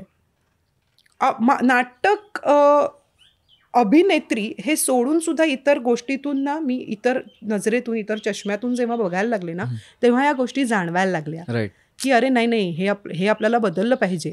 पण अधांतर बघायला त्यावेळची गिरणी कामगारांमध्ये गिरणीच्या संपामध्ये भरडली गेलेली फॅमिलीची मुलं बघायला यायची. ते बघायचे हे नाटक, त्यांना म्हणणं ह्याचं काहीतरी म्हणणं वेगळं आहे हे कळायचं. नंतर मग नाटकाचा बाज मेलोड्रामॅटिक ते सगळे ती स्टेज सोडून आणखीन वेगळा आला, मग आणखीन वेगळा आला, मग आणखीन वेगळा आला. आणि आता आमने सामनेसारखं नाटक हे जे मी म्हणते ते नीरजच्या स्क्रिप्टमध्ये जाणवतं की आत्तापर्यंत नाटकामध्ये आम्ही म्हणतो ते बरोबर आणि तुम्ही चुकीचे, तरुण पिढी चुकीची, असा एक बाज होता. त्याच्यानंतरचं नाटकाचं जो टप्पा आला त्याच्यात असं म्हणणं होतं की हां ठीक आहे, तुमचं म्हणणं काय आहे, अच्छा असं म्हणायचंय का तुम्हाला, बरं. आणि आत्ताचं जे आहे त्याच्यात मी आज म्हणते की म्हणजे आता गोष्ट तशी गमतीची मध्ये बघितलंस का वासंती दारू पिऊन आलाय, नाही हो बियर प्यालाय, बियर म्हणजे की दारू नाही. हे जे आई म्हणते, आई हे म्हणूच शकत नाही कुठली आई, पण अच्छा हे काहीतरी वेगळं म्हणणं आहे हिचं. पण तेव्हाच आई शेवटच्या पॅचमध्ये त्याला ओरडतेही. हा जो मध्य आहे ना, मध्य साधणं, किंवा आत्ता मी म्हणते की मी सांगते ना तुम्हाला, मी सांगते एकमेकांवर इतकं प्रेम करतात तरी त्यांनी लग्न का नाही केलं हा प्रश्न नाही का पडत तुम्हाला. तर मी सांगते ज्या माणसाबरोबर आपल्याला आपलं अख्खं आयुष्य काढायचं आहे तो नेमका कसा आहे हे लग्नाआधी जाणून घ्यायचं असतं ह्या पिढीला. आम्ही कशात फुशारका मारल्या, आमच्या आधीच्या पिढीने बोहल्यावर पाहिलं, त्याच्या आधी पाहिलंही नव्हतं. पण म्हणून 24मध्ये नाही करणार मुलं तसं. बरोबर, त्यांची म्हणणी वेगळी आहेत. पटलं एकमेकांशी करू लग्न, नाही पटलं तर होतो वेगळे. तुला गंमत सांगते, आमने सामने हे नाटक लिव्ह इन रिलेशन आणि एक 40 वर्ष संसार केलेलं जोडपं असं आहे. दीनानाथच्या एका प्रयोगाला एक आजी आल्या होत्या, त्या दोघी जणी आल्या होत्या. त्यातल्या एका आजीनी येऊन नंतर बॅकस्टेजला भेटल्या आणि म्हणाल्या किती छान आहे हो हे लिव्ह इन रिलेशन वगैरे, आमच्या वेळी नव्हतं हे असं. तर मला इतकं आवडलं. तर त्या दुसऱ्या आजीने विचारली, अहो पण ते लिव्ह इन रिलेशन मध्ये मुलं बाळ झाली तर ते नाव कुणाचं लावणार हो. किती प्रामाणिक प्रश्न. हा, पण हे प्रश्नाला विषय आहे म्हणून आणि हा पुढचा विषय देतात नाटकाला की अच्छा म्हणजे हे असाही विचार करतात. म्हणजे नाटक आपण समाज मनाचा आरसा म्हणतो ना, ते बहुतेक ह्याच सगळ्या गोष्टींसाठी असावं. राईट. की तुमचेच प्रश्न मांडायचे, तुम्हाला पडलेले प्रश्न समजून घ्यायचे, त्याची उत्तरं शोधायचा प्रयत्न करायचा, म्हणजे नाटक ना. कारण नाटकात आपण काय म्हणतो, जितक्या गोष्टी रिलेट होतात ना तितकं ते नाटक चांगलं असतं. नाटकातले प्रश्न तुला तुझे वाटले पाहिजेत. बरोबर. की हां हे माझ्या बाबतीत झालंय, किंवा हां हे असं होऊ शकतं, आता तुम्ही याच्यावर काय उत्तर द्याल, किंवा तुम्ही काय तोडगा काढाल. तोडगा नाही काढला तर तुम्ही या समस्येला सामोरे तरी कसे जाल. बरोबर. हे जेव्हा लोकांना कळायला लागतं ना आणि ते कनेक्ट करतात ना, तेव्हा ती कलाकृती नेहमी उत्तम होते असं मला वाटतं. Right right right. किती मस्त आहे ना. कारण समाजाचा आरसा व्हायला समाज कसा हे क्रिएटरनी बघितलं पाहिजे, आर्टिस्टनी पाहिलं काय समाजात चालू आहे. आणि म्हणून ना एखादा प्रश्न निर्माण झाला की लगेच त्याच्यावरचं नाटक येतं ना, तेव्हा त्या प्रश्नाचा पुरेसा उहापोह झालेला असतो असं मला वाटत नाही. म्हणजे गिरणी कामगारांचा प्रॉब्लेम झाल्यानंतर 10-12 वर्षांनंतर नाटक आलं ना, तेव्हा तो प्रश्न पार मुळापर्यंत रुजलेला होता. त्याचे परिणाम दुष्परिणाम हे लोकांना जाणवलेले होते आणि मग ते नाटक आलं. म्हणजे एखादी कलाकृती समोर येण्यासाठी ना ती आधी तुमच्यामध्ये पूर्णपणे पाझरली पाहिजे. बरोबर. त्याचे परिणाम कळले पाहिजेत, त्याचा होणारा त्रास कळला पाहिजे, त्याने समाजावर होणारे परिणाम कळले पाहिजेत आणि मग ते कलाकृतीत आले पाहिजेत. नाही तर ते खूप वरवरचं होतं. आज जेव्हा रिलेशनशिपवर आपण भाष्य करतो तेव्हा ते मुरलेलं असेल ना तर ते जास्त कळतं. राईट. ते अर्धवट कच्चं असेल तर आपण एक बाईट घेऊ आणि टाकून देऊ, पण ते मुरलेलं असेल तेव्हा आपण काय म्हणतो, हां हे छान आता मुरलंय, हे आता मला ह्याची आता मी चव करेक्ट सांगू शकतो की कुठल्या पदार्थाचा वास लागलाय नाही लागलाय. आणि हेच नात्यांमध्ये असतं असं मला वाटतं. राईट. कमाल. कारण आय थिंक किती महत्वाचं ना हे विषय निवडणं पण किती महत्वाचं, खूप महत्वाचं आहे. कारण त्याच्यावरच डिपेंडंट आहे की प्रेक्षक कसे येणार आहेत आणि कोणत्या प्रकारचे पण येणार. म्हणजे आता एक साधी गोष्ट आहे की करोनाच्या ह्या काळात आपण घरात बसलो, चिडचिड झाली, कंटाळा आला, वैताग आला. पण आता एक 4 वर्षांनी आपण जेव्हा परत कामाला लागलो तेव्हा काय म्हणतो, नाही रे पण तेव्हा एक बरं झालं आम्ही 24 तास घरात असायचो ना, आम्ही बोलायचो. किंवा आत्ता जसं तू म्हणालास तसं की आम्ही ठरवलं हे असं काहीतरी करूया. नाहीतर ही एक चांगली बाजू पण आहे ना त्या करोनाची, की आपण घरात होतो 24 तास आणि आपल्याला काही प्रश्न कळले, आपल्याला काही नाती कळली, आपण फक्त एकत्र आहोत म्हणून संसार झालाय असं नाहीये, आपल्याला त्यातली काही म्हणणीही कळली. तर ह्याची चांगली बाजू कळायला सुद्धा काही वेळ जावा लागतो ना. त्या 2 वर्षानंतर कळलं ना, तेव्हा घेतलेला निर्णय आज योग्य आहे आणि आज वायफळचे इतके एपिसोड झाले. सो पेशन्स संपून आपण जे पटकन रिॲक्ट होतो ना ते थोडं धोकादायक वाटतं मला. हो खरंय. आणि जसं मगाशी म्हणालात मी अगं ताई म्हटलं चालेल. अरे हा मला पण हो तू म्हणजे मला स्पीड ब्रेकर लागतोय मला. नाही मगाशी जसं म्हणालीस तू की तो विचार जेव्हा मुरलेला असतो तेव्हाच तो रिलेट पण चांगल्या प्रकारे होतो आणि ते कळतंय की काय म्हणणं आहे ह्याच्यात. तसंच आय थिंक आजकाल मला हे पर्सनली पण जाणवतं, आपण विचार मुरायला वेळच देत नाही. आला की लावा लगेच. पण तुला माहितीये का आपण हल्ली विचार नाही करत, आपण मत मांडतो, प्रतिक्रिया देतो. आपण किती गोष्टींचा विचार करतो. एक घटना बघितली की नाही नाही हे चुकीचं आहे, थांब किंवा हे बरोबर आहे, मी याच्या बाजूने आहे, थांब, विचार कर, विचार. असं पटकन प्रतिक्रिया देऊ नको. म्हणजे ह्या आत्ताच्या जनरेशनचे जो सोशल मीडिया आहे किंवा जे माध्यमं तुम्ही हाताळताय त्याला माझा विरोध अजिबात नाही, पण फॉलोअर्स हे स्वामी विवेकानंदांचे असतात रे. एका विचार प्रणालीचे असतात. खरं. आता जे आपण म्हणतो ना ते फक्त म्हणजे काय म्हणतात बघणारे असतात. ते वॉच करतात, ते फॉलो नाही करत, ते बघतात तुम्ही काय करताय ते. आणि माझं नेहमी असं म्हणणं असतं की तुम्ही एखादा प्रॉब्लेम टाकलात, तुम्ही समोर आणलत ना की मग त्याची उत्तरं त्याच्यावरच्या क्रियाप्रतिक्रिया तुम्हाला ऐकायलाच पाहिजे. तुम्ही विचारलंच नाही तर कोणी सांगायला येत नाही आणि तेव्हा तुम्ही बोलायलाही मोकळे असता, मी विचारलंय. पण तू जर एखादी गोष्ट लिहिलीस, मांडलीस की मग त्याच्यावरचे तुला सगळ्या गोष्टी तुला स्वीकारणं क्रमप्राप्त होतं. म्हणजे तुला गंमत सांगते, मी असंच एकदा बघता बघता ते माहिती आहे ना हल्ली षष्ठी तत्पुरुषात काही वाक्य असतात जे ना चा ची चेने संपतं. त्याने त्याचा वगैरे, आणि मग आपल्याला वाटतं हे काय, ही कुठली बातमी आहे. ह्या कपड्यांवरून झाली ही अभिनेत्री ट्रोल, आणि माझं नाव. अरे बापरे. तर म्हटलं मी असे कुठले कपडे घातलेत की मला ट्रोल केलंय लोकांनी, बरं हे काय आहे. म्हणून मीच उघडून बघितलं, काय आहे बरं हे. तर माझ्या घराच्या वास्तुशांतीचे मी काही फोटो पोस्ट केले होते, तर त्याच्या खाली असं एक कोणतरी माणूस काहीतरी बोलत होता, आणि त्याच्या खाली कमेंट होत्या की मी साडी नाही नेसले, मी पंजाबी ड्रेस घातला वास्तुशांतीला. तर म्हटलं अच्छा, पंजाबी ड्रेसवरून ट्रोल केलं मला की ही नाही घातलाच कसा पंजाबी, वास्तू शांत आहे ना, ही साडी नेसली पाहिजे. पण मी काहीच बोलू शकत नाही, मी टाकले ना फोटो, मी फोटोज टाकले नसते तर कोणालाच कळलं नसतं. एक्झॅक्टली, कॉन्सिक्वेन्सेस आहेतच. आता हा कोणी विचार, आता ह्याच्यात विचार नाही ना की बाबा का पंजाबी ड्रेस घातला. बाबा सकाळी 7 वाजताचं गुरुजी येतात आणि 6 वाजता उठून तुम्हाला सगळं करायचं असतं. मला नाही आवडत, मी नाही नेसले साडी. अरे पंजाबी ड्रेस, ह्याच्यात काय प्रॉब्लेम आहे. पण विचार नाही, फक्त प्रतिक्रिया. विचार केलात तर तुम्ही त्याची उत्तरं देऊ शकता. बरोबर, कारण काहीतरी असणार पण आपण नाही करत. इथे पण आता कसं होणार आहे, काही लोक हा लगेच विचार येणार आहे त्यांना कमेंट टाकायला, अरे पण का साडी महत्वाची आहे. तर मला असं एक रिक्वेस्ट आहे की तुम्ही आता जर तुम्हाला पण असं एकदम वाटलं असेल की नाही मला लिहावं लागेल की हे नाहीये बरोबर, तर 2 मिनिटं थांबा आणि विचार करा. फार लोड घेऊ नका, एवढा लोड घ्यायची गरज नसते आयुष्यात.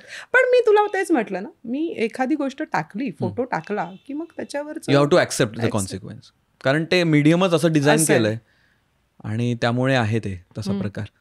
कारण आय थिंक जसं नाटकात पण रिॲक्शन टू द आर्ट ते लगेच समोर आपल्याला जाणवतं. नंतर त्यांची जी काय मोठी रिॲक्शन असेल किंवा असं डायरेक्ट मांडायचं असेल तर ते बॅकस्टेजला येऊन आपल्याला सांगतात. हो, तेवढंच होतं. सोशलवर तसं नाहीये, कधी पण कोणी काहीही बोलू शकतं. पण आय थिंक ही जी मागे येऊन भेटणारी माणसं असतात ते फार मस्त वाटतं ना, असं ते छान असतात. आणि कसं होतं की मोबाईल नंतर हे जरा प्रकार वाढले आहेत.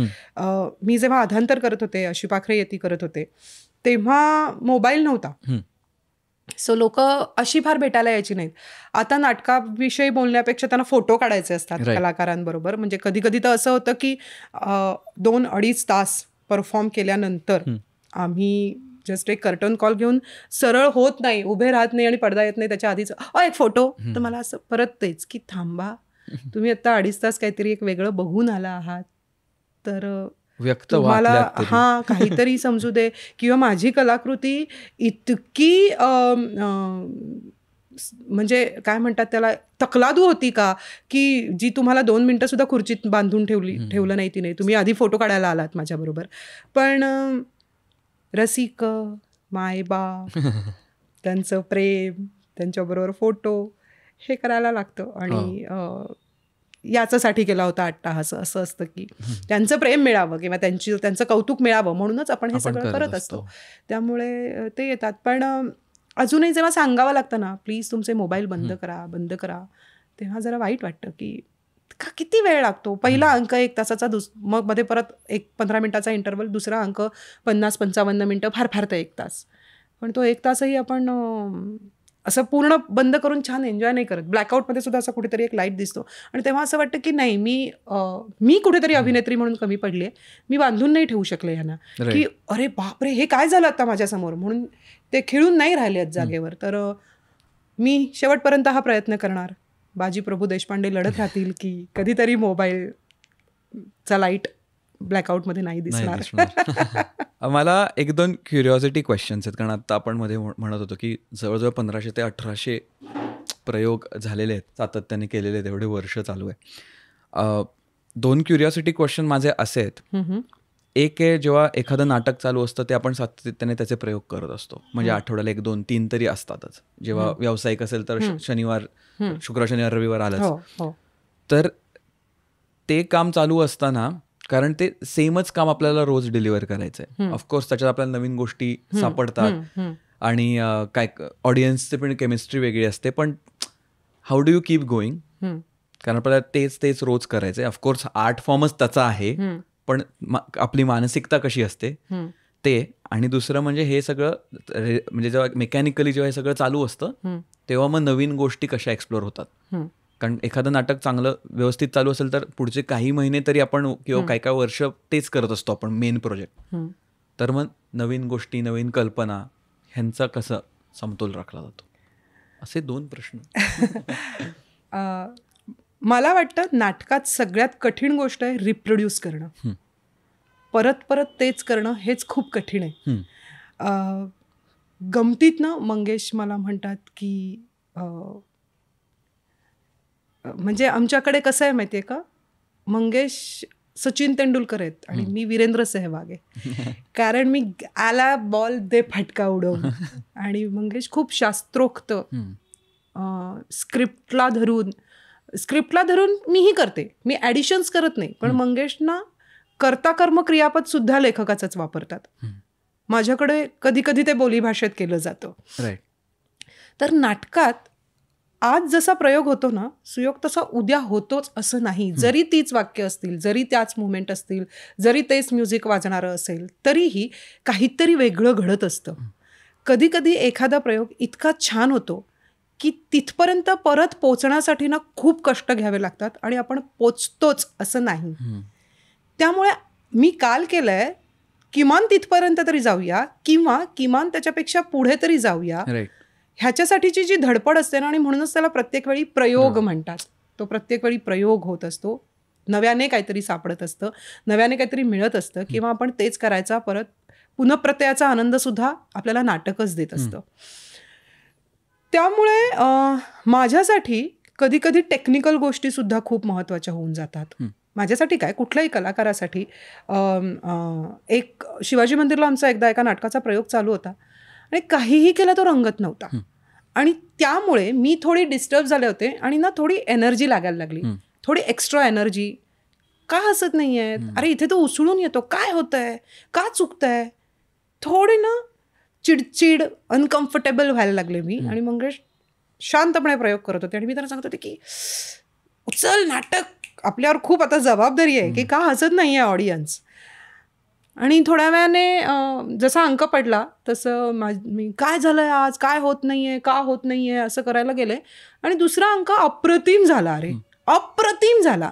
तर मी मंगेशला म्हटलं, मंगेश काही नाही लीना, काहीही नाही, फीडबॅक नव्हता तुला आणि लाईट थोडा लो होता. सी, ह्या टेक्निकल गोष्टी सुद्धा नाटकावर कधी कधी इतका वेगळा परिणाम करू शकतात. आणि ना त्या अभिनेत्री म्हणून मला जाणवल्या नाही, पण एक डिरेक्टर माझ्याबरोबर होता स्टेजवर, सो मंगेशना त्या लगेच कळल्या. कारण दिग्दर्शक हा प्रत्येक अँगलने नाटक बघत असतो, ऍक्टर हा फक्त स्वतःचं काम बघत असतो, आणि दिग्दर्शकाला सगळ्याच गोष्टींचं भान ठेवून त्याला ते करायचं असतं. मग त्याच्यानंतर मला जाणवलं, ओ अच्छा असं झालं का. सो कधी कधी तो जेव्हा प्रयोग फसतो किंवा लोक कधी कधी हसतही असतात, पण मला कळतं की ऍक्च्युली ना हे टायमिंग माझं आज जरा चुकलं बरं का. बरं, त्याला कारण काही नसतं, चुकतं, माणूस आहे, एखादी गोष्ट काहीतरी पुढे मागे 19-20चा फरक पडतो. आणि मला असं वाटतं की अरे मी हे का नाही देऊ शकले, मी हे इतकं डिलिव्हर का नाही करू शकले. त्यामुळे ना कधीच जरी आज 400, 500, 700, 1000 प्रयोग झाले ना, तरी त्याचा कंटाळा नाही येत करत असताना. मी धडपडत असते की पुन्हा पुन्हा मला ते तसंच त्याच पद्धतीने करायचं असतं. आणि कधी कधी अचानक कुठल्या तरी प्रयोगाला एखादी मूवमेंट, एखादा लुक वेगळा मिळूनही जातो, आणि मग जाणवतं अरे इतके प्रयोग नाही केलं रे मी, हे आज कळलं मला. कारण 400 प्रयोगात माझं कॅरेक्टर पण ग्रो होत असतं.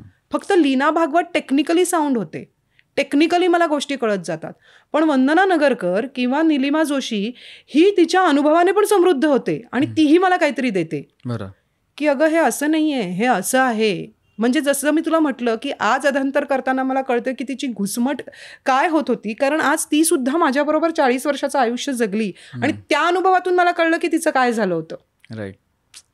त्यामुळे ना जेव्हा 400 प्रयोगाचा स्पॅन असतो ना, तेव्हा मलाही ते सगळं कळत जातं की अरे नाही हे असं नाही, हे असं असेल. आज मी ज्या गोष्टीला रिॲक्ट होते ती 1.5 वर्षाने वेगळी रिॲक्ट होईल, कारण माझ्या अनुभवांमध्ये वेगळी भर पडलेली असेल, मला कळलेल्या गोष्टी, उमजलेल्या गोष्टी वेगळ्या असतील आणि त्या मला आणखीन थोड्या समृद्ध करतील किंवा मला थोड्या जमिनीवरही आणतील. राईट. की उडू नकोस फार, तुला वाटतं तशा गोष्टी नाही आहेत.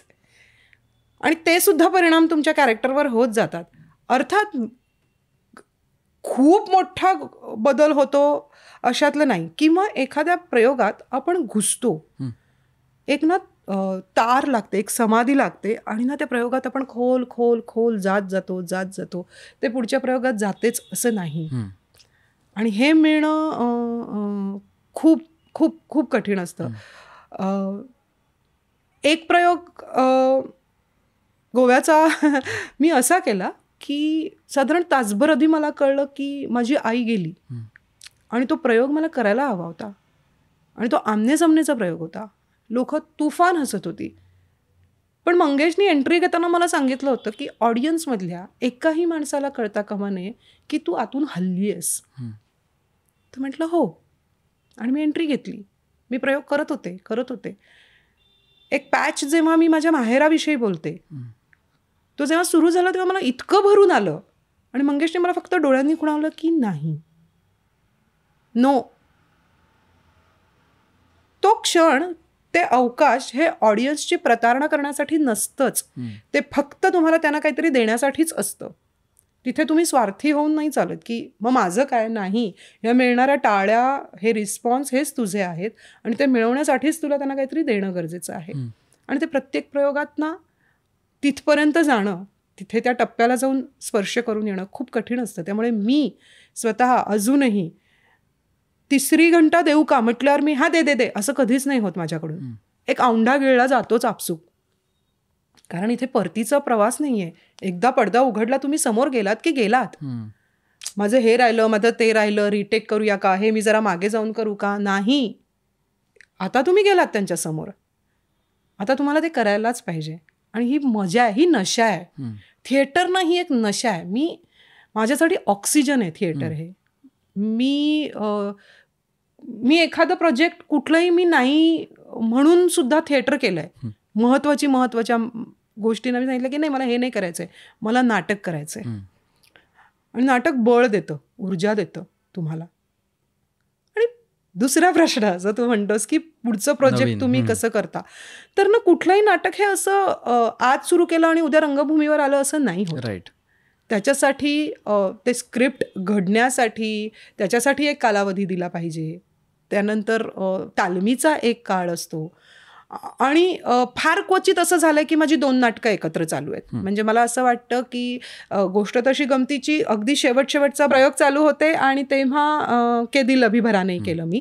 आणि आता मी आमने सामने करते आणि तेव्हा माझं इवले से रोप चालू आहे. पण ह्या 2 गोष्टी सोडल्या तर मी अशा एका वेळी रंगभूमीवर माझी 2 नाटकं चालू आहेत, 3 नाटकं चालू आहेत असं नाही झालंय.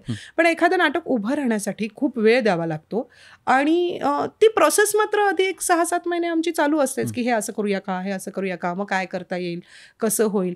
आणि मी आत्ता निर्माती म्हणून कधीच असा अट्टाहास करत नाही की माझ्याकडे असं एखादं नाटक आणा की ज्याच्यात मी आणि मंगेश असलो पाहिजे.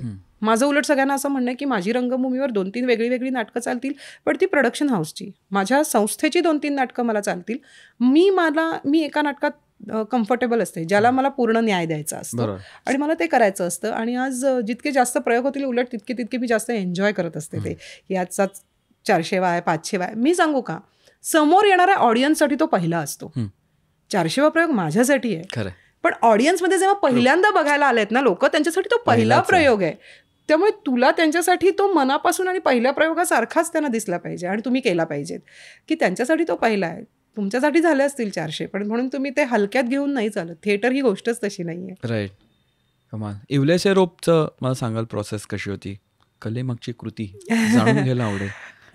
एकतर इवले से रोपला एक इतकं मोठं नाव जोडलं गेलं आणि ते म्हणजे सई परांजपे. ज्यांचं काम बघत म्हणजे लहानाचे मोठं झालं होतं. पण कथा काय, चष्मे बद्दूर काय, अनेक म्हणजे सख्खे शेजारी सारखं नाटक काय.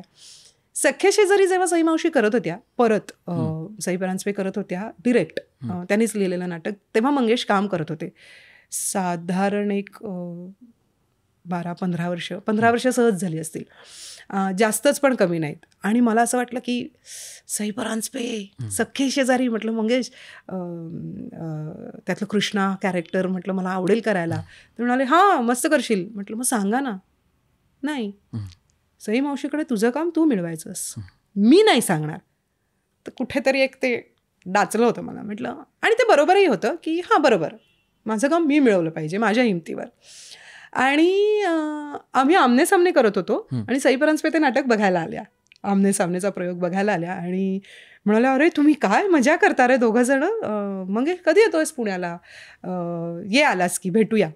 तर तुझ्यासाठी एक भेट आहे, एवढे चांगलं काम केलं ना तुम्ही, तुम्हाला एक भेट देते.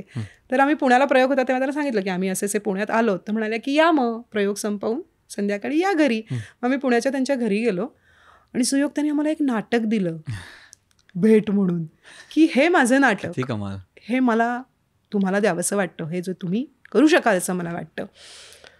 आणि सई परांजपे एक नाटक समोरून देत आहेत. आम्हाला इतकी मजा आली की मंगेश म्हणाले की आयुष्यभर या बाईने आपलं मनोरंजन केलं, एंटरटेन केलं आहे आपल्याला, आणि ह्यांना आता एक नाटक करायचं तर ते आपल्या प्रोडक्शन हाऊसतर्फे आपण केलंच पाहिजे. त्या नाटकात गंमत अशी आहे की नाटक सुरू होतं तेव्हा माई आणि बापू हे साधारण वय वर्ष 75-80चे आहेत आणि पुढच्या प्रवेशात ते वय वर्ष 22चे होतात आणि हनीमूनचा सीन होतो. परत पुढच्या प्रवेशात ते 70-75 वर्षाचे होतात आणि लगेच पुढच्या प्रवेशात त्यांच्या लग्नाला 4 वर्ष झाली आहेत आणि ते एक 25 ते 30 वर्षाचे होतात. ते परत 70 वर्षाचे होतात आणि परत पुढच्या प्रवेशात ते 35-40चे होतात. तर हे करणं इतकी मजा होती आमच्यासाठी. जेव्हा ते लिहिलं गेलं होतं तेव्हा सई मावशीचं म्हणणं असं होतं की एक यंग कपल आणि एक ओल्ड कपल, कारण फक्त ब्लॅकआउट एवढाच त्याच्यात 2 प्रवेश बदलण्यासाठीचं हे होतं. पण जेव्हा आम्ही करणार असं ठरलं तेव्हा मी म्हटलं की सई मावशी मग मला फक्त ओल्ड करण्यापेक्षा मला हेही करायला आवडेल, मला मजा येईल, आम्ही दोघंही. तर ती कलाकाराला एक चॅलेंज आहे ना की मी 20 वर्षाचाही करते आणि मी 70 वर्षाची ही बाई करते. तर सई मावशी मला अरे फॅन्टॅस्टिक, मला थोडा वेळ दे. आत्ता ह्या एजमध्ये त्यांनी नाटक रिराईट केलं, त्यांनी प्रवेश बदलले, मध्ये काय करता येईल, कसे ब्रिज बांधता येतील, कसे निवेदक येतील, कसं नाटक पुढे जाईल, हे सगळं त्यांनी केलं. आम्हाला कपडे बदलायला एक मध्ये वेळ मिळाला आणि तेही ऑडियन्सच्या लक्षात येणार नाही अच्छा यांना चेंज करायला वेळ हवा आहे असं न करता ते किती बेमालूम पद्धतीने होईल अशा पद्धतीने ते त्यांनी केलं आणि आता आम्ही ते नाटक करतो. जेव्हा त्या नाटकाचा पहिला प्रयोग आता तिसरी बेल होणार तेव्हा मी मंगेशना बोलावलं आणि म्हटलं सई परांजपे लिखित दिग्दर्शित नाटक मी माझ्या हिमतीवर मिळवलं. क्या बात आहे, मस्त. कोणाला सांगावं लागलं नाही की हिला कास्ट कर. ते म्हणाले very good, I am proud of you, आता तू कर. पण आमने सामने बघितलं आणि सई मावशीने हे नाटक आम्हाला दिलं आणि तालीम सई परांजपे, आणि तुला माहिती आहे त्या उठून येतात अजूनही आणि त्या करून दाखवतात. असं नाही ग असं, किंवा माई आणि बापू असे खुर्चीत बसलेले असतात आणि ते बोलतात. मी ना थोड्या वेळाने अनइझी व्हायचे आणि मला असं वाटायचं मी मुवमेंट घेऊ का आता, खूप वेळ इथे बसली आहे. तर ते मला म्हणायच्या का असेच बसून असतात म्हातारी माणसं, बसू कशाला मुवमेंट, एका जागी बसून पोचव ना तुला जे काय पोचवायचं आहे ते. त्यांना ना दिग्दर्शक म्हणून समोरच्या ॲक्टरकडून कसं काढून घ्यायचं हे खूप छान कळतं. म्हणजे कुठली नस दाबली की कुठला रक्तप्रवाह कसा सुरू होईल. का नट आहेस ना तू, पोचव एका जागी बसून. आपला इगो हर्ट होतो की अरे असं कसं मला पोचवता नको, न मुवमेंट घेता पोचव ना. आणि आता ते करत असताना कळतं रे की निष्क्रिय दोघं बसून आहेत आणि बोलतायत आणि पुढच्या प्रवेशात ते किती छान जगतायत आणि परत ते असे बोलतायत. काय प्रोसेस, काय मजा, किती शिकायला मिळतं, किती भाषा, त्या स्क्रिप्टमधलं मराठी, आणि ना ते तसंच बोललं गेलं ना की मजा येते. म्हणजे त्याच्यात ते म्हणतात की नको ग कंटाळा आला, तर मी म्हणते की मग त्या परीस आपण भेंड्या खेळायच्या का गाण्यांच्या. त्या परीस हे वापरतच नाही रे आपण, त्यापेक्षाच म्हणतो आपण. त्यापेक्षा आपण असं करूया ना, ते जाऊ दे ना, आपण त्या परीस भेंड्या खेळूयात का. तो काळ उभा राहतो, ती माणसं उभी राहतात आणि ते बोलायला सुद्धा इतकं छान वाटतं. झुडूप इतका सुंदर शब्द आहे, आण रे आणि तुझं झुडूप. म्हणजे ते छोटं रोप, हे आपल्याकडे झुडूप हा शब्द गेलाच आहे, आपल्या शब्दकोशातूनच गायब झालाय. तर ही भाषा परत वापरायला मिळते, बोलायला मिळते सई मावशींमुळे. आणि एक समृद्ध नाट्यजीवन जगलेला एक स्त्री आपल्या समोर उभी आहे आणि ती आपल्याला काहीतरी सांगते, समजावून सांगते.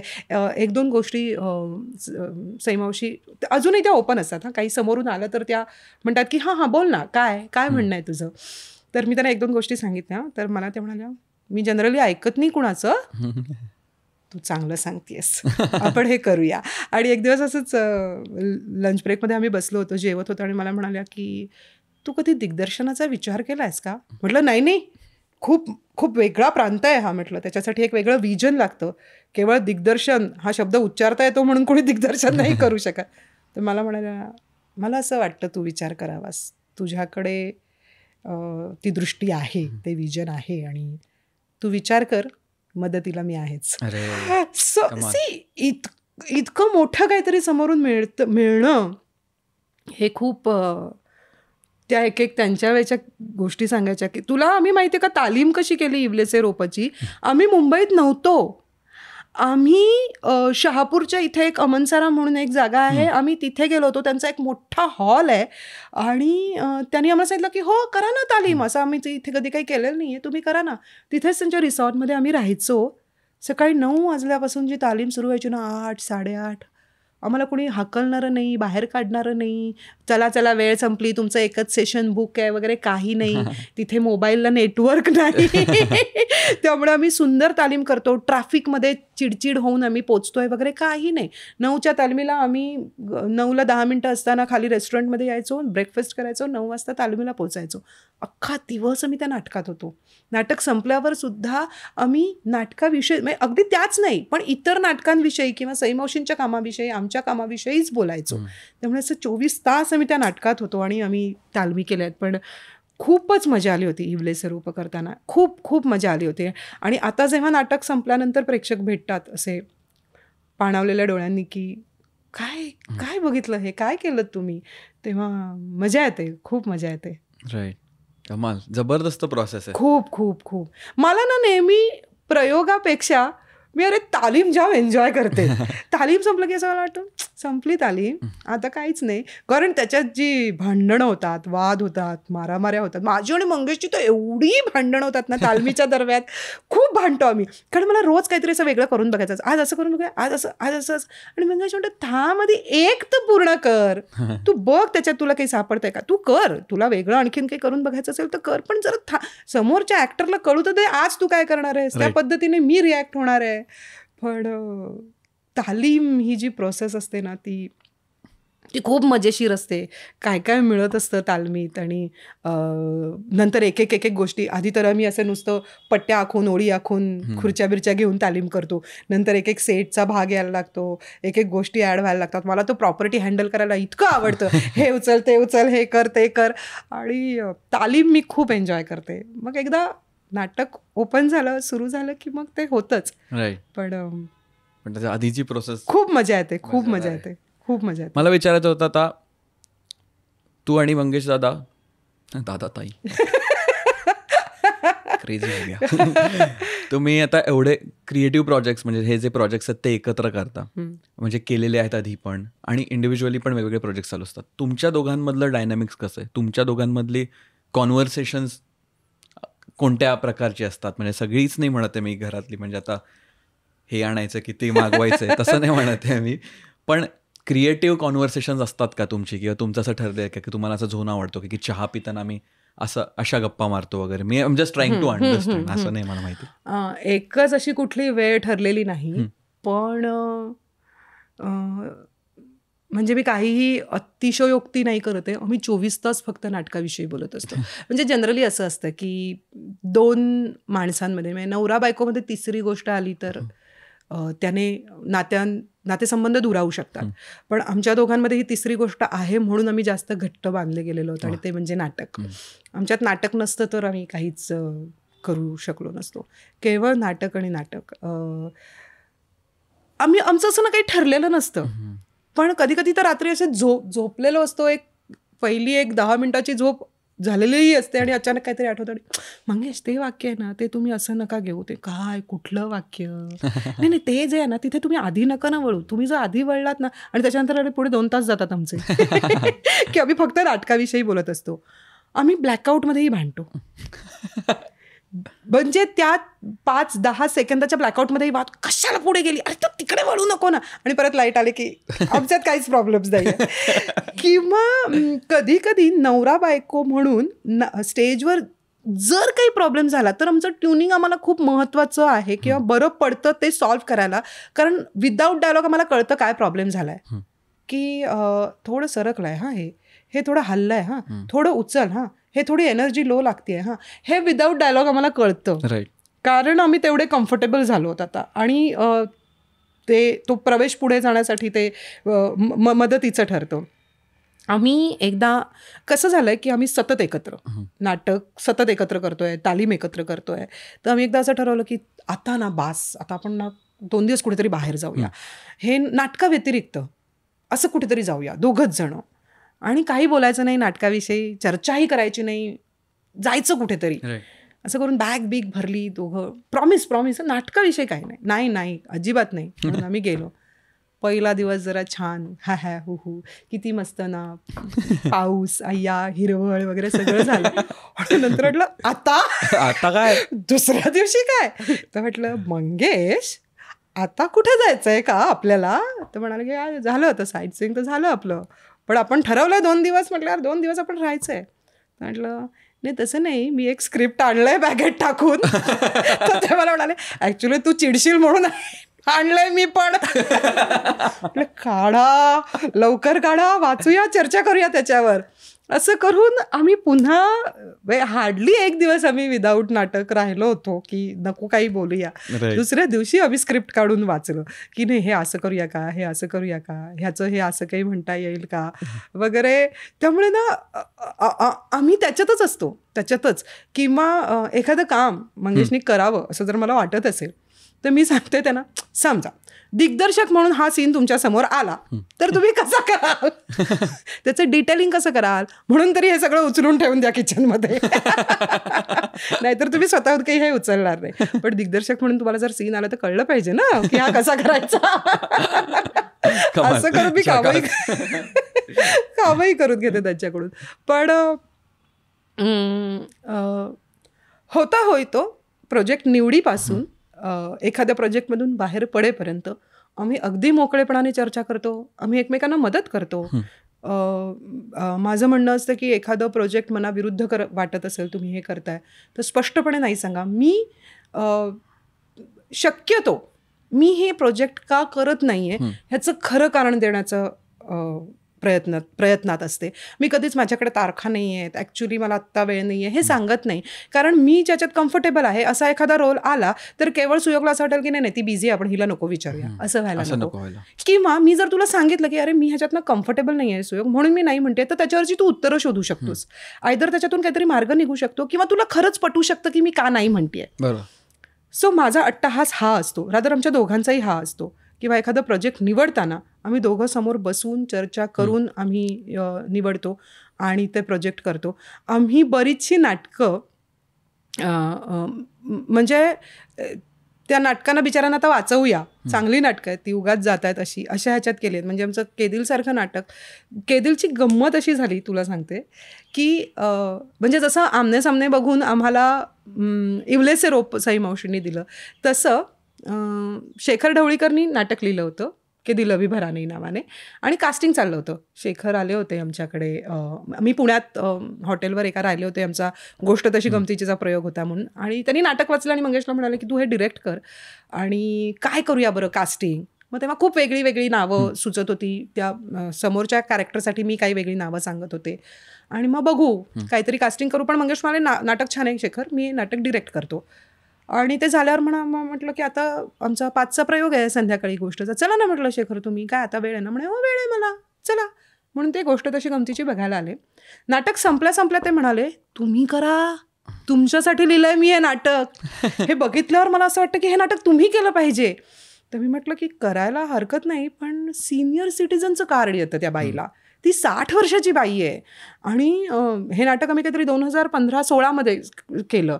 तर म्हटलं आत्ता ह्या एजमध्ये मी 60 वर्षाची बाई करू का. कर तू कर लीना, माझं ऐक हे नाटक खूप छान आहे वगैरे असं झालं. आणि ठरलं की मी आणि मंगेश हे नाटक करणार. आणि मग त्या दृष्टीने आम्ही परत वाचलं, कारण अदरवाईज मी ते नाटक फक्त मंगेश डिरेक्ट करणार म्हणून ऐकत होते आणि मला आवडलं होतं.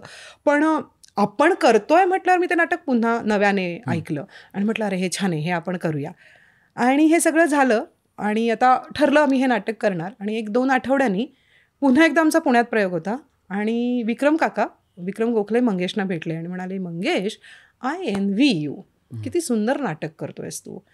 तर मंगेश म्हणाले तुम्ही कुठे पाहिलं गोष्ट तशी गमतीची, तुम्ही का असं म्हणता? म्हणे नाही नाही नाही, शेखरचं नाटक तू करतोयस ना, मला आवडलं असतं ते करायला. मंगेश म्हणाले विक्रम काका हे तुमच्या वयाचं नाटक आहे, हे तुम्हीच केलं पाहिजे. आम्ही कास्टिंग करतच होतो, पण शेखर म्हणाला तुम्ही करा म्हणून आम्ही तयार झालो, पण ऑफकोर्स हे नाटक तुमच्यासाठी आहे आणि विक्रम गोखले स्टेजवर आहेत आणि मी डिरेक्ट करतोय, तर हे ऑडियन्ससाठी सुद्धा ही फीस्ट आहे जवळजवळ, हे तुम्हीच केलं पाहिजे. तर मंगेश विक्रम काका म्हणाले हो रे, पण मग लीना, म्हटलं नाही नाही विक्रम काका माझा काहीच प्रॉब्लेम नाही आहे. आणि मग विक्रम गोखले आणि रीमा लागू तिथे आल्या आणि तालमी सुरू झाल्या. नाटक सुरू होतं, झालं प्रयोग. 74व्या प्रयोगाला विक्रम काकांना थोडा घशाचा प्रॉब्लेम व्हायला लागला त्यांना, आणि नाटकात जर प्रोजेक्शन नसेल तर काही होऊच शकत नाही म्हणजे. तर विक्रम काका म्हणाले की मंगेश मला आवाजामुळे करता येणार नाहीत पुढचे प्रयोग, 74 प्रयोग मी केले, सो हे नाटक तुझं आहे, हे तुला घेऊन टाक आणि हे तू कर, नाटक खूप चांगलं आहे, हे थांबता कामा नये. आणि त्याच वेळी रीमाताई मला म्हणाल्या की नाही रे, तुमची नावं आहेत ह्याच्यावर, लीना तू कर. म्हणून त्यांनी ते नाटक आम्हाला परत दिलं आणि 75वा प्रयोग जो आमच्यासाठी पहिला होता, तिथून जर 1 नंबर पकडला तर पुढचे जवळजवळ 300 प्रयोग मी आणि मंगेशनी केले. आणि एका प्रयोगाला दीनानाथला पडदा उघडला, पहिल्या रांगेत विक्रम गोखले की ज्यांनी केलेत 70 प्रयोग 75 प्रयोग, आणि पडदा पडता पडता ते वरती आले. म्हणाले थांबा थांबा, पडदा टाकू नका. आणि म्हणाले काय हे 2 जण आहेत, तुम्ही वेगळंच काहीतरी करून टाकलं. त्यांचा शब्द मला अजून आठवतो, लबाडात 2 जण. किती सुंदर केलं म्हणे, किती छान केलं. रीमाताई प्रयोगाला आल्या आणि मला म्हणाल्या मी केलेत ग ह्याचे 74 प्रयोग, तरीही आज शेवटच्या प्रवेशात पाणी आलं डोळ्यात. मला नव्याने दिसली वंदना, आणि काय सुंदर केलं तुम्ही. हा एवढा मनाचा मोठेपणा दाखवणं ही सुद्धा किती किती दुर्मिळ गोष्ट आहे आत्ताच्या जगात. ही नाही मिळत, या पद्धतीची माणुसकी नाही दिसत की जे नाटक ज्यांचं होतं त्यांनी सढळच ते परत देऊन टाकलं. तो प्रयोग ते बघायला आले आणि नंतर त्याचं कौतुकही केलं. अनेक प्रेक्षक ज्यांनी आधी विक्रम काका आणि रीमाताईंचं बघितलं होतं ते पुन्हा आले बघायला आमचं नाटक, आणि त्यांनी येऊन सांगितलं की तुम्ही वेगळंच करता, आम्हाला तुमचंही नाटक खूप आवडलं. साधारण आम्ही करायला घेतलं आणि त्याच्यानंतर 30-40 प्रयोग झाले आणि निर्मात्यांनी नाटक थांबवायचा निर्णय घेतला. त्यांचे काही वैयक्तिक कारणं असतील, आणि ऐन दिवाळीच्या काळात ते म्हणाले की आपण नाटक थांबवूया. जसे समोर सगळे बॅकस्टेजवाले बसले आहेत की दिवाळीत एक नाटक बंद होतं आहे, हे खूप क्लेशकारक आहे म्हणजे. तर मंगेश मला म्हणाले की काय करायचं, आपण चालवूया का, आपल्याला काही अनुभव नाही आहे. म्हटलं एक गोष्ट आहे, ज्या दिवशी आपण नाटकाचं पाकिट नाही भरू शकणार एकाही माणसाचं, त्या दिवशी नाटक थांबवायचं. उद्या देतो रे, परवा देतो रे, ह्या बॅकग्राऊंडवर नाटक नाही करायचं आहे. आपल्याला सगळ्यांचे पैसे देता आले पाहिजेत, नाही तर थांबूया आपण. तर मला म्हणाले की हा कुठला विचार आहे तुझा की देता आले पाहिजे, जनरली नाटक बुकिंग होईल ना, आपल्याला मिळतील ना. तर म्हणे मला हेच खूप बरं वाटतंय लीना की तू ह्या विचाराने नाटक करतेस की आपल्याला सगळ्यांचे पैसे देता आले पाहिजे. हे पहिल्यांदाच तुम्ही पहिल्यांदा म्हणजे नाटक मंडळी नावाने प्रोडक्शन होतं आमचं. म्हणजे आमच्या लग्नाच्या आधीपासून मंगेश त्यातून काही हे करत होते, पण सातत्याने नाटक करत नव्हतो आम्ही तेव्हा. पण केदिल हे नाटक असं पूर्णपणे आमचं, आम्ही एकटे असं आम्ही करायला घेतलं.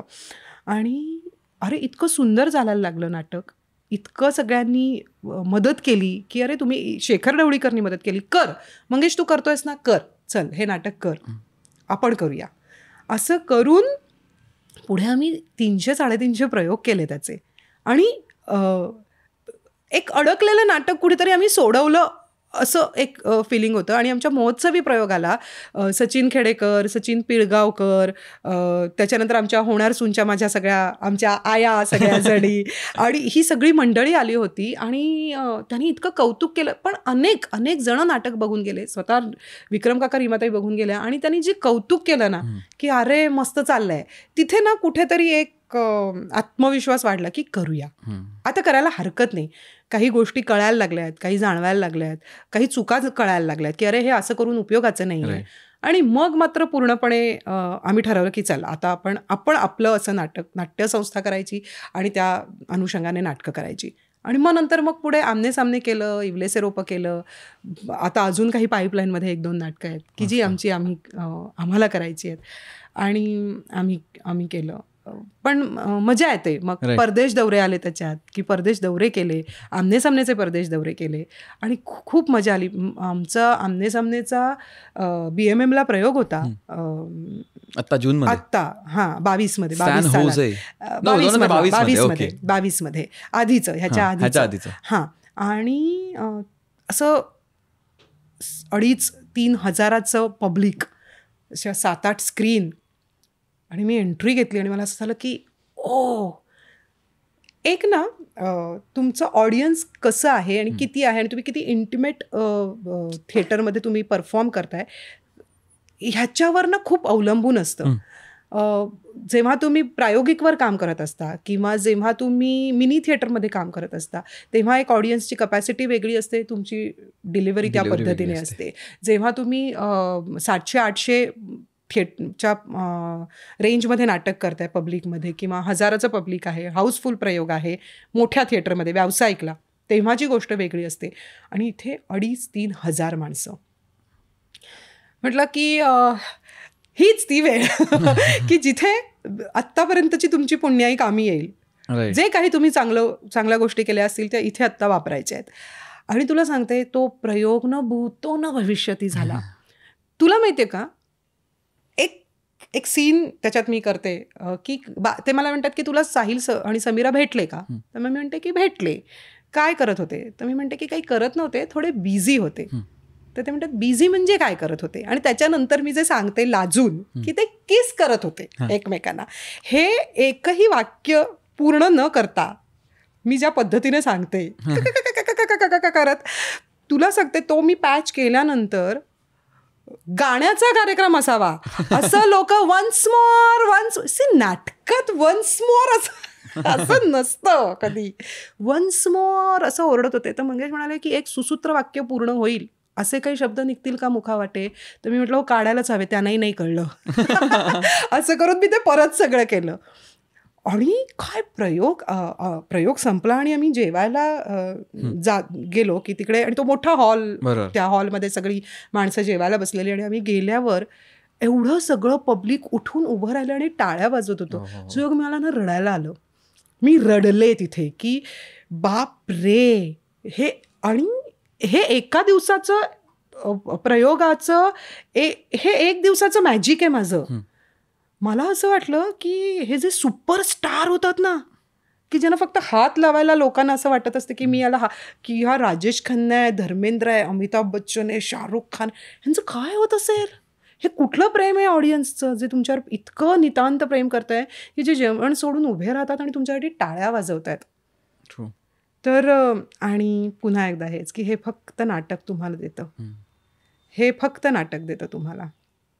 पण तो एक्सपिरियन्स जो होता ना त्या एवढ्या, आणि हे जेव्हा 2-2.5 हजार लोकांसमोर तुम्ही नाटक करत असता, आणि जेव्हा मी इंदुकाळे सरलाभोळेसारखं किंवा आलटून पालटूनसारखं किंवा मामा वरेरकरांचं भूमिकन्या सीता हे जेव्हा करत होते प्रायोगिकवर, तेव्हा जी समोर एक फक्त 60-70 माणसं बसलेली असतात आणि ती अशी एकटक तुमच्याकडे बघत असतात ना, तीही जबाबदारी वेगळी आणि छान असते. खरं की एकेका माणसाला तसं एवढ्या लोकांचे डोळे फक्त तुमच्याकडे आहेत.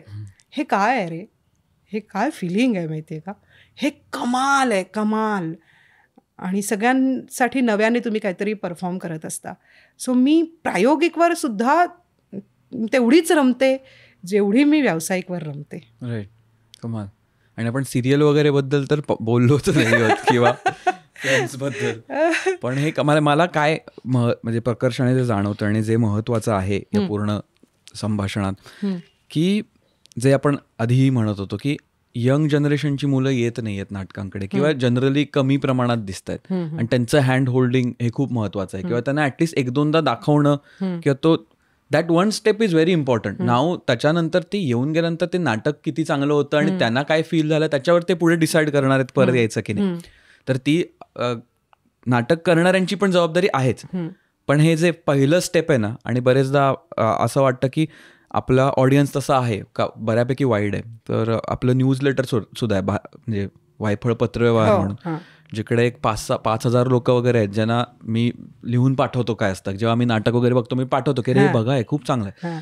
तर त्याला बरेच सुंदर रिस्पॉन्स होतात. बरेच लोक तर म्हणतात आम्ही पहिल्यांदाच नाटक पाहायला गेलो, लहानपणी आईबाबांबरोबर जायचो, गेलो नव्हतो.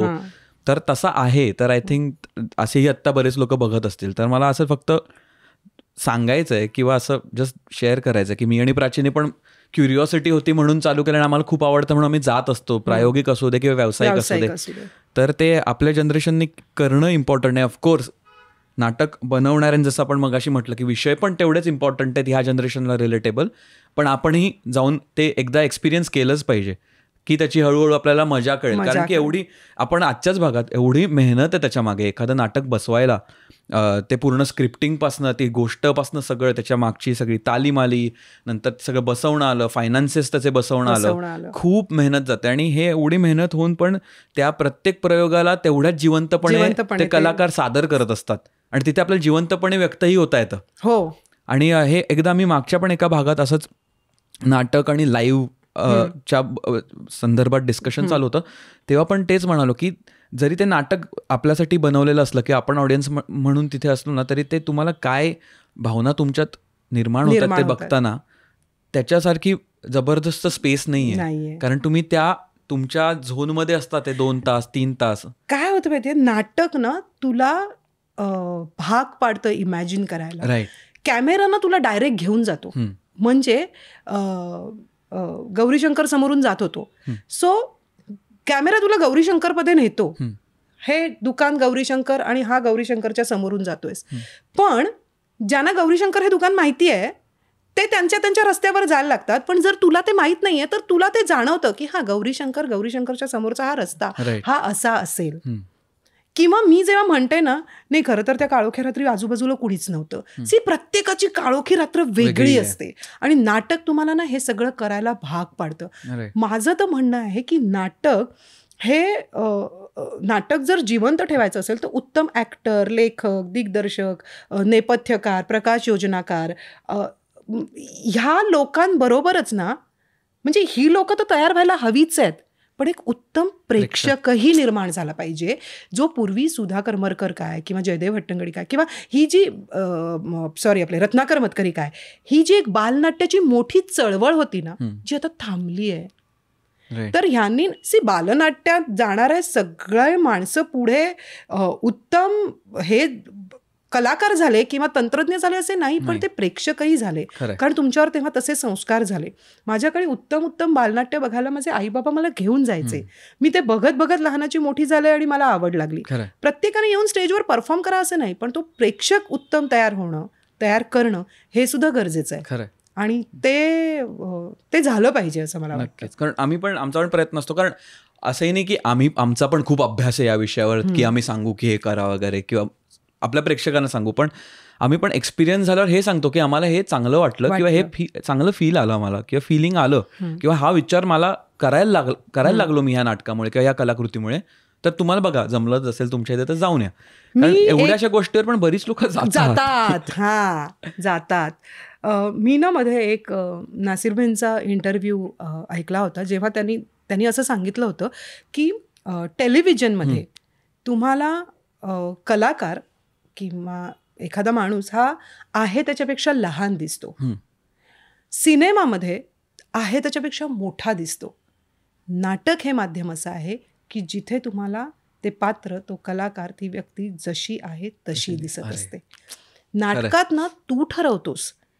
आता एखादा ऍक्टर बोलतोय तर तू प्रेक्षक म्हणून ठरवतोस मी बोलणाऱ्याकडे बघितलं पाहिजे की नुसता जो बसलाय त्याच्याकडे बघितलं पाहिजे.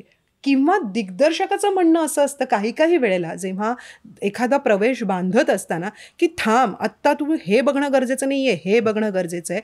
सो दिग्दर्शकाला अशा काहीतरी कृतीतून तुला इथून तिथे न्यावं लागतं. कॅमेरा डिरेक्टर किंवा एडिटर ठरवतो हा क्लोज तू हेच बघ, आत्ता त्याच्या मनातली खळबळ वगैरे बघायची काही गरज नाही आहे. नाटक हे तू जसं म्हणालास ना की प्रेक्षक सुद्धा त्याच्यात पार्टिसिपेट करत असतात या ना त्या कारणाने, त्यांचा सुद्धा सहभाग असतो नाटकामध्ये. तुम्ही नुसतं आलात आणि खुर्चीत बसलात असं ते होत नाही. तुम्ही ठरवता तुम्हाला काय बघायचंय, तुम्ही ठरवता तुम्हाला काय इमॅजिन करायचंय, तुम्ही ठरवता आता तुम्हाला कुठल्या कॅरेक्टरचा हात धरून पुढे जायचंय. ट्रू, खरंय कमाल आहे सगळं. म्हणून म्हटलं आय थिंक हे पण एक फॉर्च्युनेट आहोत आम्ही किंवा आपण ह्या जागी की आपण मांडू शकतो आता, किंवा आज आपण ह्या गप्पा मारतोय हे मांडू शकतोय. त्यामुळे एक वेगळे लेअर लोकांना कळते आणि त्याच्यातनंही इंटरेस्ट उत्पन्न होतो. कारण काय मला तर बरेचदा वाटतं की एखादी गोष्ट कशी बनते किंवा त्याच्या मागे काय काय काय गेलंय हे जेव्हा कळतं ना त्याची व्हॅल्यू पण चेंज होते. साधारणपणे आता प्रेक्षकाचं मी तिकीट काढलंय, माझा वेळ बाजूला ठेवून मी आलोय, असा एक भावना असते, पण काय काळात ती पण भावना बदलायला लागते. त्यामुळे दॅट इज व्हेरी ब्युटिफुल. आणि एक दोन अनुभव आत्ताचे रिसेंटचे सांगावेसे वाटतात ज्या ह्या फॉर्मॅटमुळे किंवा मीडियममुळे आता नवीन गोष्टी किंवा नवीन जबाबदारी आली की आत्ता मधल्या एका कार्यक्रमाला आमच्या माटुंग्याच्या एक लहान मुलगा आलेला 5वीतला, तर तो आई बाबांना घेऊन आलेला आमच्या आपला जो सुतारफेणी नावाचा लाईव्ह कार्यक्रम आहे त्याच्यासाठी. आणि मग त्याला खूप आवडला, त्या मुलाने पण एन्जॉय केला, आईबाबांनी पण एन्जॉय केला. आणि नंतर भेटतो आपण सगळ्यांना, तेव्हा ते आले आणि भेटले आणि तेव्हा ते आईबाबा म्हणाले की हा ना ॲक्च्युली CBSE मध्ये आणि हा सगळे त्याचे इंग्लिशमध्येच बोलतो सगळ्यांशी, त्यामुळे त्याला मराठी यावं आणि मराठीत आपलं काय काय असतं हे कळण्यासाठी रोज रात्री तो वायफळ बघतो आणि त्याला गोडी लागली त्याची. आम्ही ह्या विचाराने ते केलंच नव्हतं. आपण कुठल्या अनुषंगाने करत असतो आणि त्याचे बाहेर काय परिणाम असतात कधी कधी. आणि ना त्याने काय होतं माहितीये, हुरळून न जाताना एक जडत्व येतं रे, एक जबाबदारी वाढते की अच्छा हे असंही घेतलं जातं का. जिथे तुम्ही हुरळून गेलात ना तिथे संपलं, पण जिथे तुम्ही ती जबाबदारी घेतलीत ना, तुम्हाला जडत्व आलं ना की तुम्हाला असं वाटतं की नाही आता मला मग हे जर असं असेल ना तर मला आणखीन एक पाऊल पुढे गेलं पाहिजे. आणि दुसरा एक अनुभव आहे, कारण आपला इंटरनॅशनल, जसं तुम्हालाही जो अमेरिकेत अनुभव आला तसं आपला इंटरनॅशनल बराच ऑडियन्स असतो आणि त्यांना कसं आहे तिकडे सगळंच वेस्टर्न किंवा सगळंच बाहेरचे लोक असल्यामुळे ना कधी त्यांना मराठी जरा खूपच जवळचं व्हायला लागतं. किंबहुना महाराष्ट्रात असलेल्या मराठी लोकांपेक्षा त्यांना जास्त संस्कृती जपण्याची एक वेगळाच झोन असतो त्यांचा. तर असंही आता एक रिसेंटली आमच्या क्वेश्चन आन्सरवर कमेंट आलेली, 21 महिन्याची मुलगी आहे त्या कपलची आणि ते वायफळ पूर्ण वेळ त्यांच्या घरी बघत असतात ते, आणि 2-2 तासाचे एपिसोड असतात त्यामुळे बराच वेळ बघत असतात आठवड्याला.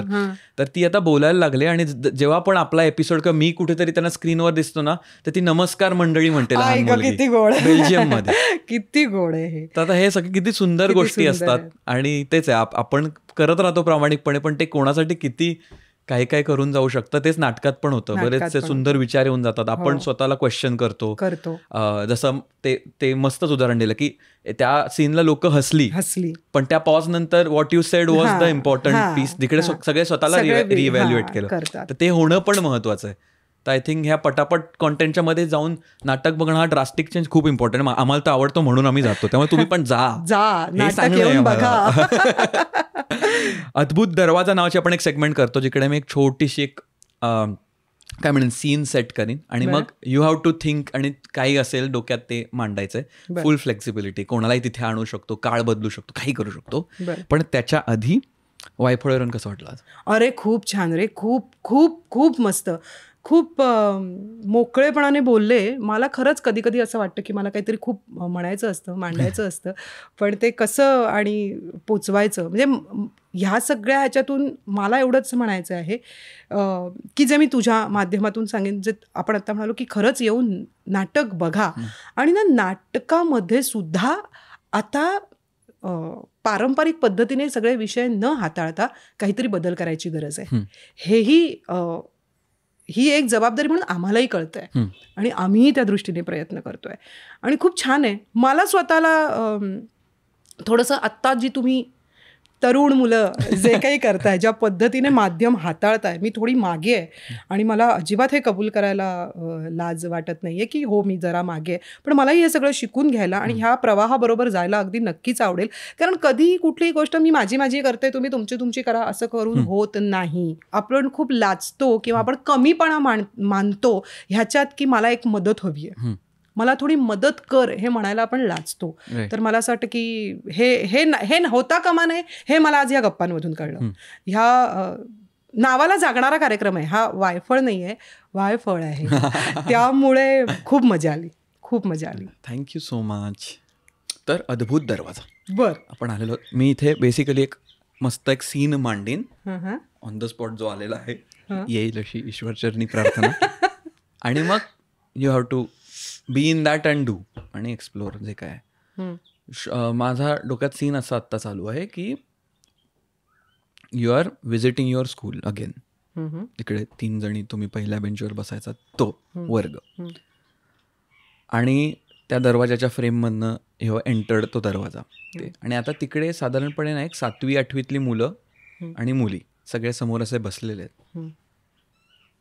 आणि इथे ह्या सीनमध्ये your task is to explain them किंवा टू टेल देम की नाटक काय असतं किंवा नाटक का बघितलं पाहिजे. 7वी 8वीतली मुलं आहेत लहान, कारण त्यांच्या पण आपल्याला इंटरेस्टनी घ्यावं लागणार आहे आता, आणि आत्ताची मुलं आहेत लेट्स से.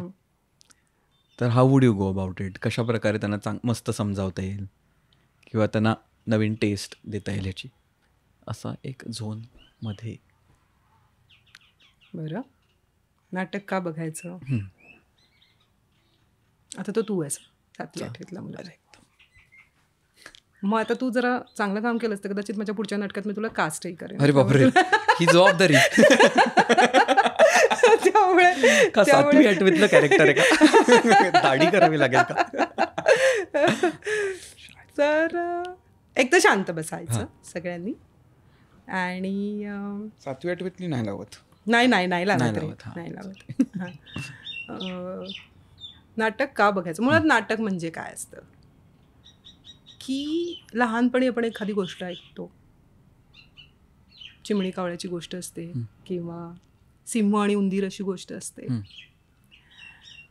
लहानपणी तुम्ही जी गोष्ट ऐकता तेव्हा त्यातला जो सिंह असतो तो त्या उंदराला डरकाळी फोडतो आणि पकडतो.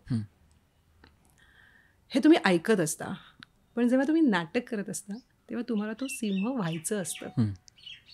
आता ती जी सिंहाची डरकाळी असते ना, ती कशी फोडायची, ती कशी खरी वाटली पाहिजे, ती किती छान झाली पाहिजे, हे सगळं तुम्हाला नाटक शिकवतं.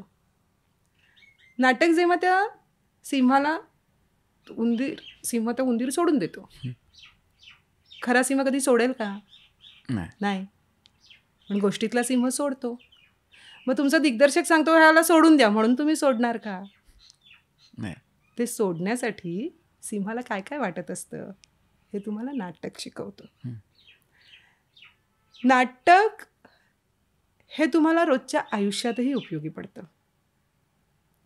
कधीतरी थोडंसं खोटं बोलायला, कधीतरी समजूत काढायला, कधीतरी वेळ मारून घ्यायला. खरं तर आपण 24 तास हे करतच असतो, पण ते करत असताना नाटक त्याच्या मागची कारणं सांगतो. नाटक तुम्हाला विचार करायला लावतो. नाटक तुम्हाला आत्मविश्वास देतो. मी आज जेव्हा रंगमंचावर उभी राहते तेव्हा माझा आत्मविश्वास हा मला समोरची टाळी देत असतं, समोरची वाहवा देत असतं, कधीतरी समोरच्याची शांततासुद्धा देत असतं. ही त्या त्या क्षणी त्या त्या टप्प्यावर ओळखायला तुम्हाला नाटक शिकवतं. सुरुवातीला कलकल कलकल कलकल करणारे तुम्ही माझ्या 4 वाक्यानंतर आपसूक शांत होता. हा कॉन्फिडन्स मला माझ्या नाटकाने दिला आहे की जे मी आत्ता तुम्हाला सांगते आहे ते तुम्ही शांतपणे ऐकून घेताय. उठून प्रत्येक माणूस सचिन तेंडुलकर नाही होत. बॅट पकडायला आवडते, क्रिकेट खेळायला आवडतं म्हणून. पण येऊन नाटक पाहिलंच जरी ना, तरीही ते 2 तास तुम्हाला निखळ मनोरंजनाचे असतात. आणि नाटक हे नेहमी मनोरंजनाबरोबर प्रबोधन सुद्धा करणारं असतं. आणि म्हणून तुम्ही नाटक करायला पाहिजे. वेफर्स खाण्यासाठी, पॉपकॉर्न्स खाण्यासाठी, समोसे खाण्यासाठी सुद्धा नाटकाला यायचं असतं. काहीही हरकत नाही. पण मला असं वाटतं की पावलं नाटकाकडे वळणं प्रेक्षकांची ही फार गरजेची आहे. नाट्यगृहाकडे बघण्याचा दृष्टिकोन सरकारचा किंवा शासनाचा, त्याची सुधारणा करणं ही सुद्धा गरजेची आहे. कदाचित असं असेल तुमच्यापैकी काही जण उद्या उठून शाळेतून बाहेर पडली शिक्षण घेऊन की वेगवेगळ्या ठिकाणी नोकरी करतील. त्यातला कोणीतरी शासकीय कर्मचारी असेल आणि जर तुमच्या अखत्यारीत नाटकाचा कुठलाही अनुषंगाने भाग आला तर त्याचं व्यवस्थापन, त्याची स्वच्छता, कलाकारांना तिथे येताना छान वाटलं पाहिजे, बरं वाटलं पाहिजे. किमान अरे वॉशरूम स्वच्छ करा ही कैफियत कलाकारांना मांडायला लागता कामा नये. अशा पदावर जरी नियुक्ती झाली आणि तेवढं जरी तुम्ही केलं तरीही तुम्ही नाटकासाठी काहीतरी केलं तसं असेल. असं अजिबात नाही आहे उठून उद्या रंगमंचावरच उभे राहा. पण मनमोकळेपणाने टाळी तर वाजवा. थोडा वेळ मोबाईल तर बंद ठेवा. हे तुम्ही नाट्यगृहात येताना अगदी करू शकता आणि ते तुम्ही मनापासून करावं असं मला वाटतं. मस्त, झकास. आणि तू गुड बॉय, तू चांगली ऍक्टिंग केलीस, तू शांतपणे ऐकून मी शांत विद्यार्थी असं मी घेतलं होतं कॅरेक्टर. म्हणजे तू साधारण पहिला प्रश्न विचारायच्या आधी बाई असं असतं ना, डब्यात काढलंस. मस्त. आम्हाला पण आज खूप गोष्टी कळल्या. जसं म्हटलं की आपण समोरनं बघत असतो तेव्हा फार वेगळं असतं, मागे जे असतं ते फार वेगळं असतं आणि बरेच वर्ष मागे केलेल्या गोष्टी त्या फार वेगळ्या असतात. त्यामुळे हे सगळं बघता आलं किंवा त्याच्याबद्दल बोलता आलं, प्रश्न विचारता आले मला जे होते क्युरिओसिटीज, आणि सुंदरपणे नाटक का करावं, का बघावं, कसं असावं, हे सगळ्याबद्दल सुंदर सुंदर गोष्टी आज ऐकायला मला तर खूप आवडलं आहे. ते प्रामुख्याने मला आणि प्राचीला, आणि आपल्या प्रेक्षकांना पण ते आवडेलच. आणि जसं म्हटलं की या पुढच्या 1-2 महिन्यात ॲटलिस्ट 1 किंवा 2 नाटकं बघून या आणि कसं वाटतंय ते आम्हाला कॉमेंटमध्ये सांगा. किंवा आपण बघायचो पण आणि काही काळ ब्रेक आला त्या कामांमुळे आणि सगळं करिअरमुळे वगैरे, असं तसं असेल तरी पण आता नाटक हे शनिवार, रविवार आणि बँक हॉलिडे असंच असतं. त्यामुळे मला तर असं वाटतं की आता कुठली कारणं न सांगता नाटकांना या. एक टू डू लिस्ट मध्ये टाकून द्या स्केड्युलिंगमध्ये. आणि आज वेळात वेळ काढून तू आलीस इकडे, आमच्यावर मस्त गप्पा मारल्यास, खूप मजा आली आम्हाला. मला पण मजा आली, मला खूप मजा आली, खूप छान वाटलं. खूप गोष्टी बोलता आल्या ज्या खरंच होत्या इतकी वर्ष मनात, किंवा ना कधी कधी जाणवत पण नाही की अरे बापरे हे असं बघितलं होतं का मी. त्याही गोष्टी सांगता सांगता आपल्याला उलगडतात आणि ते ह्या अशा गप्पांमधूनच उलगडतात. त्यामुळे जास्त मजा येते. Thank you so much. मी शेवटी ना एक शब्द देतो. तो शब्द जे लोक शेवटपर्यंत बघतात ते तो कॉमेंटमध्ये टाकतात, म्हणजे आपल्याला कळतं आणि शेवटपर्यंत बघितलं. ते कोणताही शब्द, इझी टू टाईप, असं काही सांगू शकतो आपण. रंगमंच. चालेल. रंगमंच हा शब्द तुम्ही कॉमेंटमध्ये टाका, म्हणजे आम्हाला कळेल तुम्ही शेवटपर्यंत बघितलेले आहेत त्या वायफळ कोर मंडळाचा तुम्ही भाग आहात. एवढं बोलून पुढच्या भागात तुम्हाला मी लवकर भेटू आणि धन्यवाद.